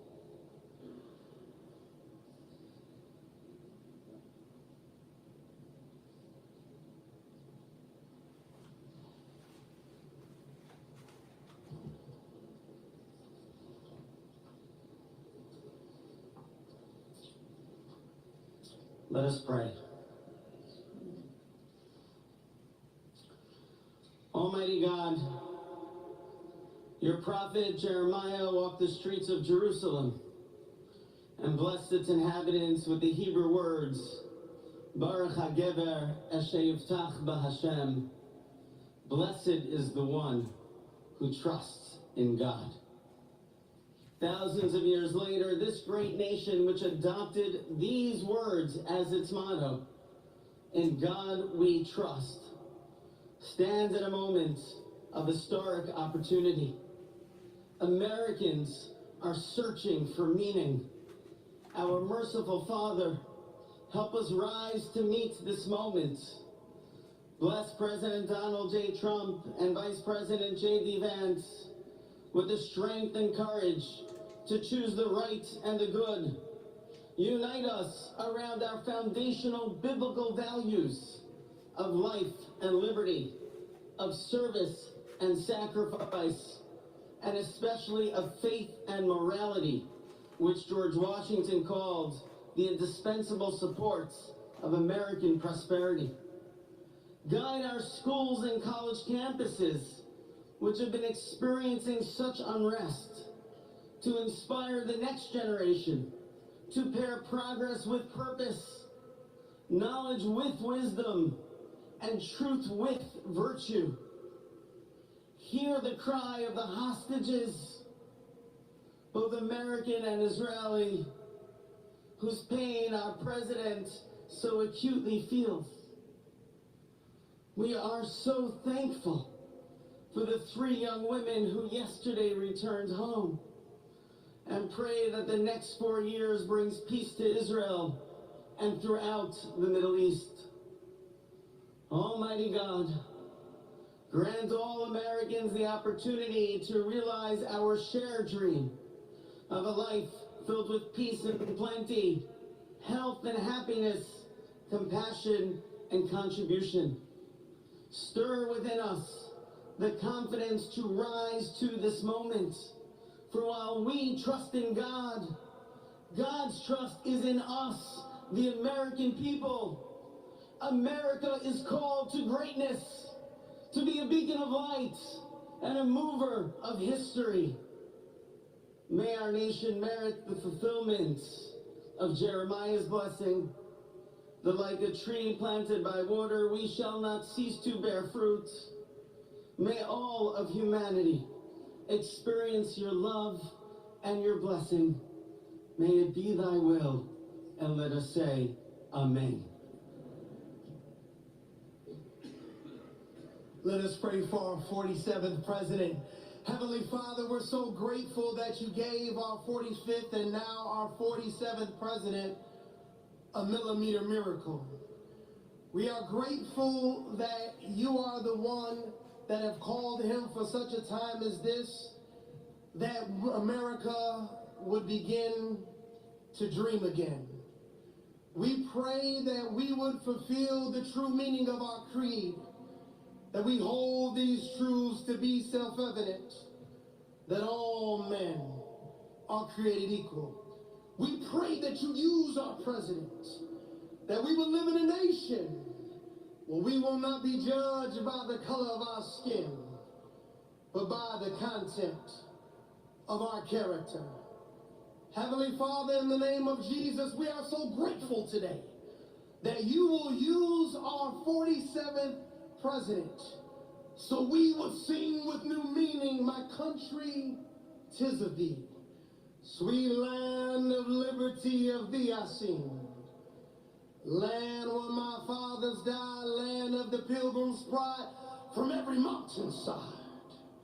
Let freedom ring, and because America is called to be a great nation, We believe that you will make this come true. So let freedom ring. From the prodigious hilltops of New Hampshire, let freedom ring. From the mighty mountains of New York, let freedom ring. From the heightening Alleghenies of Pennsylvania, let freedom ring. From the snow-capped Rockies of Colorado, let freedom ring. From the curvaceous hilltops of California, but God will... Let flyover country hunt down the deep state. Let freedom reign.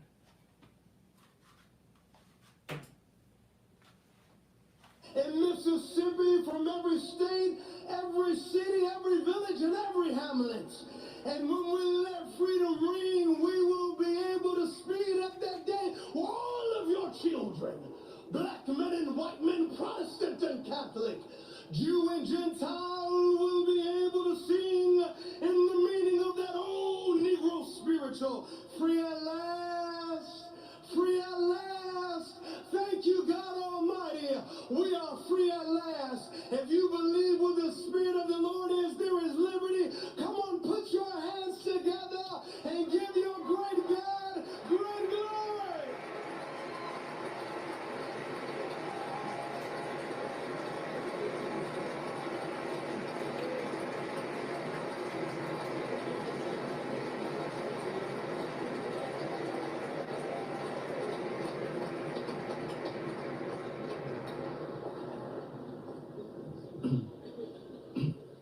Almighty and eternal God, we gather here today in reverence, joined in our shared hopes and dreams for our beloved nation.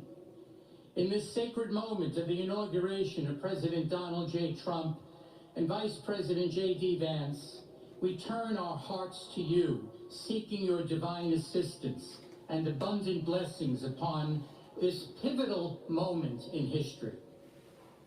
We come before you with profound gratitude for the many gifts you have bestowed upon our land.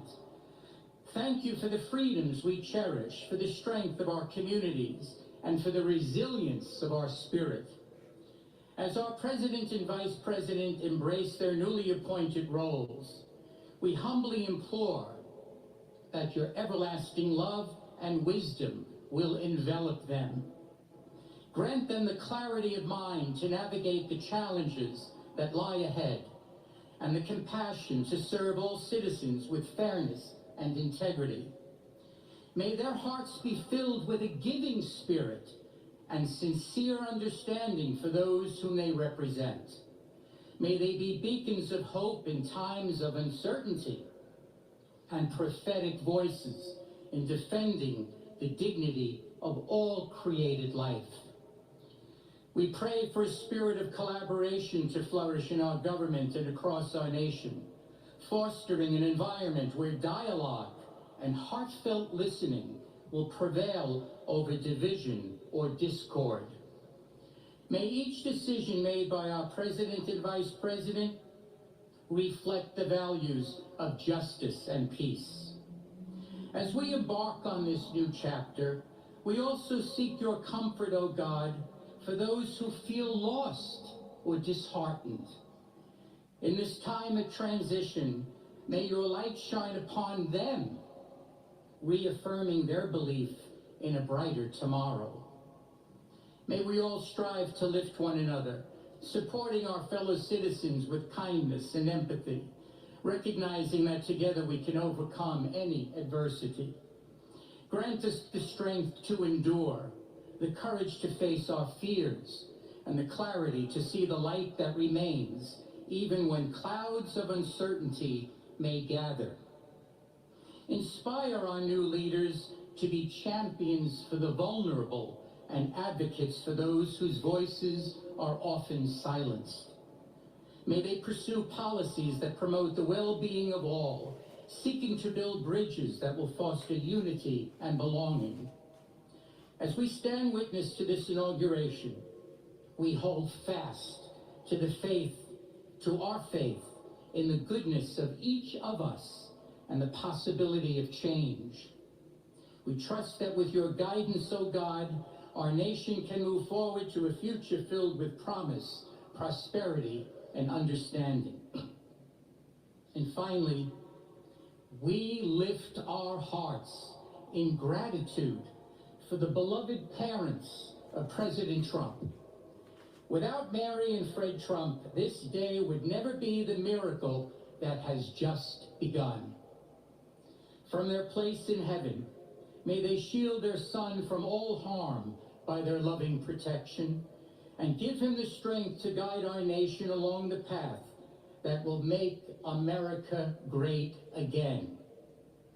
Let us go forth now with these words of President Trump's emblazoned on our hearts.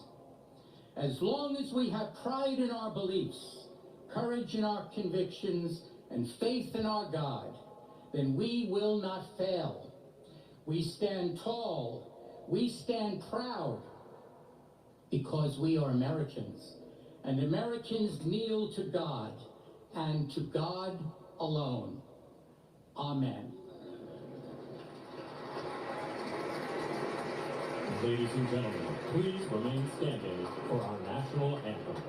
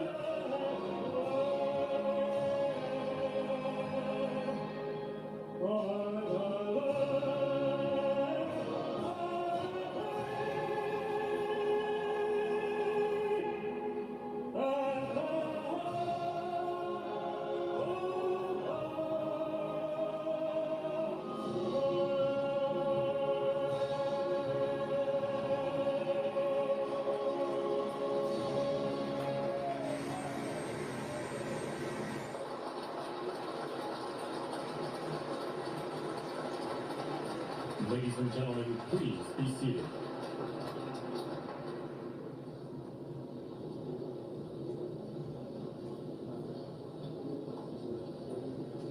Ladies and gentlemen, please remain at your seats while the President and official party depart the platform.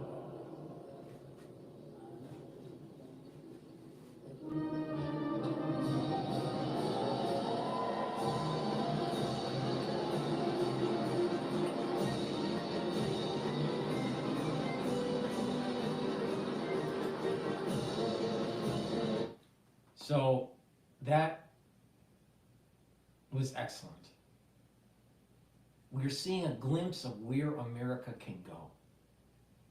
And like I said many videos ago, many times, don't look down, look up, and push forward. Liberalism looks down. Liberalism, ultra-liberalism, is about decline. And this country is not about decline. It's about innovation and exploration. That is America. And that's what that speech was all about. The end of this craziness of looking down at the ground and having a country in decline. We're now looking up, and we're going to be a prosperous, exploring nation. And that's something that should have always been. But It started to decline when we started shipping our jobs away under the Clinton administration. But we really start seeing a major decline during the Obama administration, unfortunately. All right, so, but we need to also, not only do we need to look forward to the future for exploration and innovation and growing our economy and becoming a prosperous nation, about having higher affinity to God, country, and family, which is something I've been saying for a long time, but also we need to actually not forget what the deep state tried to do. They tried to destroy individual citizens' freedoms. They tried to reduce your freedom of speech. The deep state tried to harm you during the crisis of 2020. And not only that, you had a deep state that was actually trying, that administrative state was integrating itself into a larger uber government. Some people would call it a new world order. And that wasn't for the actual sovereignty of this country. And that deep state wanted to circumvent the balance of powers of the different branches of government. They wanted to circumvent the judicial and the legislative and the executive. So, yes, it is a great day, but don't forget what they tried to do. Do not forget what they tried to do to Trump and to individuals that were trying to inform the public through social media on the crisis that was going on in 2020, in the years after. Don't forget. So you need to seek and destroy and hold these people accountable that are part of this administrative state. But we can do both at the same time. We can be a prosperous nation, innovative, be exploring, but also hold that administrative state and the ones that were in power within that administrative state accountable. That means bioweapon development. That means the ones that were planning the use of the bioweapons, the ones that funded the bioweapon research, the researchers and the scientists that did the actual gain of function. We need to hold all these people accountable, independent of a pardon. Okay, so a pardon went to Fauci. Well, you know what? I guess we're going to have to hold him accountable at the state level. And then it's also going after people like Miley, who actually was in bed with the Chinese, saying, don't worry, we'll tell you what Trump does before he does it. Traitor. A Marine that was a traitor to his country.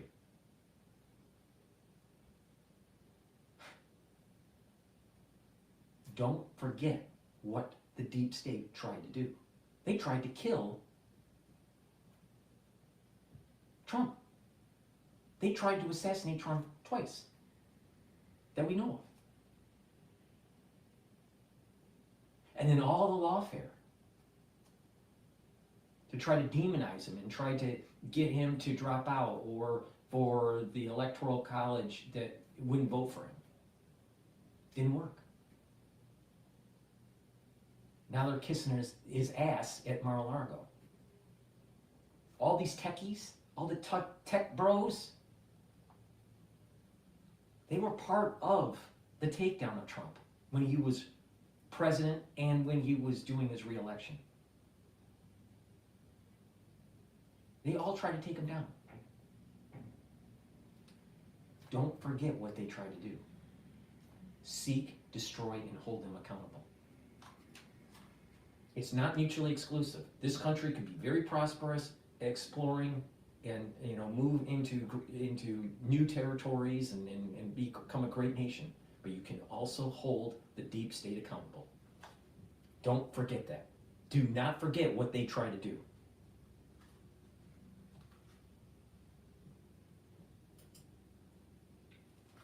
Inaugural address, the president declares 2, let alone 1, national disaster emergencies. He said he's shutting down the southern border completely.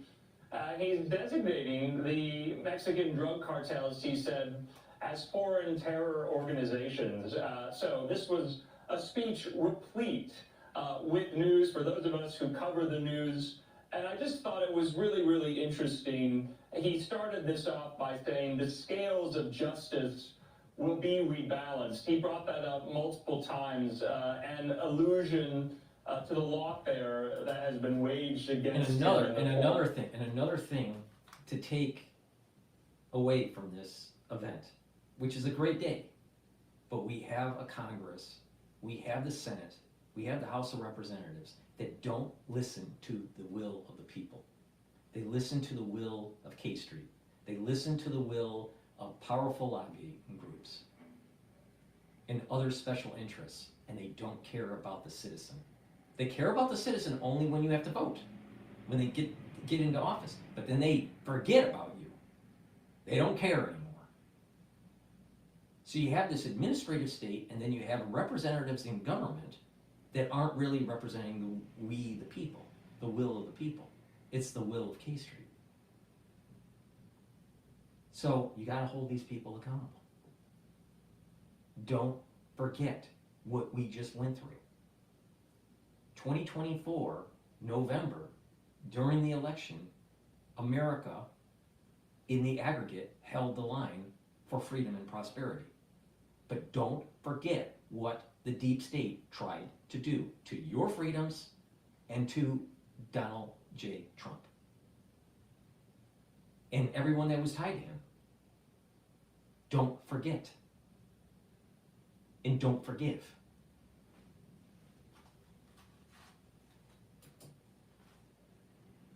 Matter of hours, 200 right now or so. It's going to be a very busy day, but absolutely interesting to see all of that right here as we continue to take a live look here inside the Capitol Rotunda as people are now exiting. Please go to my store, the-studio-reykjavik.com, and get the Boomer Boost. The Boomer Boost has 68 nutrients, helps to improve your cardiovascular health, your brain health, helps to build muscle, builds up energy levels. It has a great profile that I don't have time to read. You can go on my website and read the label. But this is a superfood, all right? You basically, it's a big scooper. Use a big scooper a day. Mix it with soft foods like hummus or yogurt or milk or just filtered water, and take it once a day, all right? And you're going to have lots of energy. It's going to help with your brain health. It's going to help with your cardiovascular health. You're going to build up muscle. You're going to have more strength. It's a great supplement, all right? And you use it as a food, right? So you can lose weight by doing this. Take it in, during, I don't know, the morning or the lunchtime. It's a great way to get healthy, all right? And the compounds in here really kind of slow down the aging process and brings down the inflammation. Now, you can also take it separately or with Boomer Boost, heirloom barley or gladiator barley. This is a protein, all right? And you just take a few small scoops of this, not the large scoop, but just small scoops of the heirloom barley or the gladiator barley. Both will detoxify your body. Both of these will soak up free radicals by superoxide dismutase. It's going to lower inflammation, and they help to gain strength, but taking the gladiator barley will help to gain strength and muscle more than the heirloom barley. In addition, if you take the gladiator barley with the Boomer Boost, you're going to be able to control your A1C levels pretty well. So you're going to be able to control blood glucose levels. So I built up a box called Longevity Boost box. I discounted it. So you can get the Boomer Boost and your choice of Gladiator barley or heirloom barley. So get the longevity boost box. Also use discount 5 and you'll get an additional $5 off. Or you can buy them separately. You can just buy the Boomer Boost or just buy the Gladiator barley or just buy the heirloom barley. It's up to you. But it's important to take this. It'll bring down the inflammation, soak up those free radicals with superoxide dismutase. It will reduce and it will detoxify, bring down the inflammation, build up muscle. But again, the Gladiator barley will help you build muscle more, and you'll be able to control your A1C levels a lot more with taking Gladiator barley with the Boomer Boost. So that is a great way to get healthy. All right, and it's not that expensive, and you save money because this is actually these are superfoods. All right, so you take these together, and boom, that's your lunch or your breakfast. So you're going to lose weight, you're going to control diabetes, you're going to get healthy, you're going to get stronger, and if you're doing some work, if you're working out, if you're doing resistance training and doing cardiovascular training, boom, if you're taking these together, right? You're going to get healthy pretty quick, all right? So please, take my advice, get the Boomer Boost, get the Gladiator barley or the heirloom barley, use them together, get healthy, and you'll be able to save money, all right? Believe me, doing this, you're going to get healthy and save money. Why? Because I'm sure that your breakfast is going to cost more per day than taking a scoop of this and a couple small scoops of this, mixing it with milk or filtered water. But hey, take my advice, get healthy. Follow my program, follow my advice on the different pillars, the structural nanosilver pillar to neutralize pathogens, bring down inflammation with the turmerics and the ashwagandha and the lignans, and then the other pillar is to soak up free radicals. Right? And take these powders that I have, the collagen powder and the Boomer Boost powder and the barley powder. All right, the barley is high density protein. All right, you're gonna get healthy pretty quick and detoxify your body. Please go to my store, the-studio-reykjavik.com. The link is in the description of this video and all my videos. And remember to use discount 5. That will allow you to get $5 off of any order. It's discount 5, all caps, and then the number 5. And then if you buy the anti-aging boxes and the longevity boxes, I've assembled them in such a way where the overall price of the box is lower than buying the individual products. That way it helps you. Please go to my store and get healthy. All right? Thank you for listening. That's the end of my broadcast. It's a new day in America. But never, ever, ever forget what the deep state tried to do to your constitutional freedoms and what they try to do to Donald J. Trump. Thank you for listening, and have a nice day.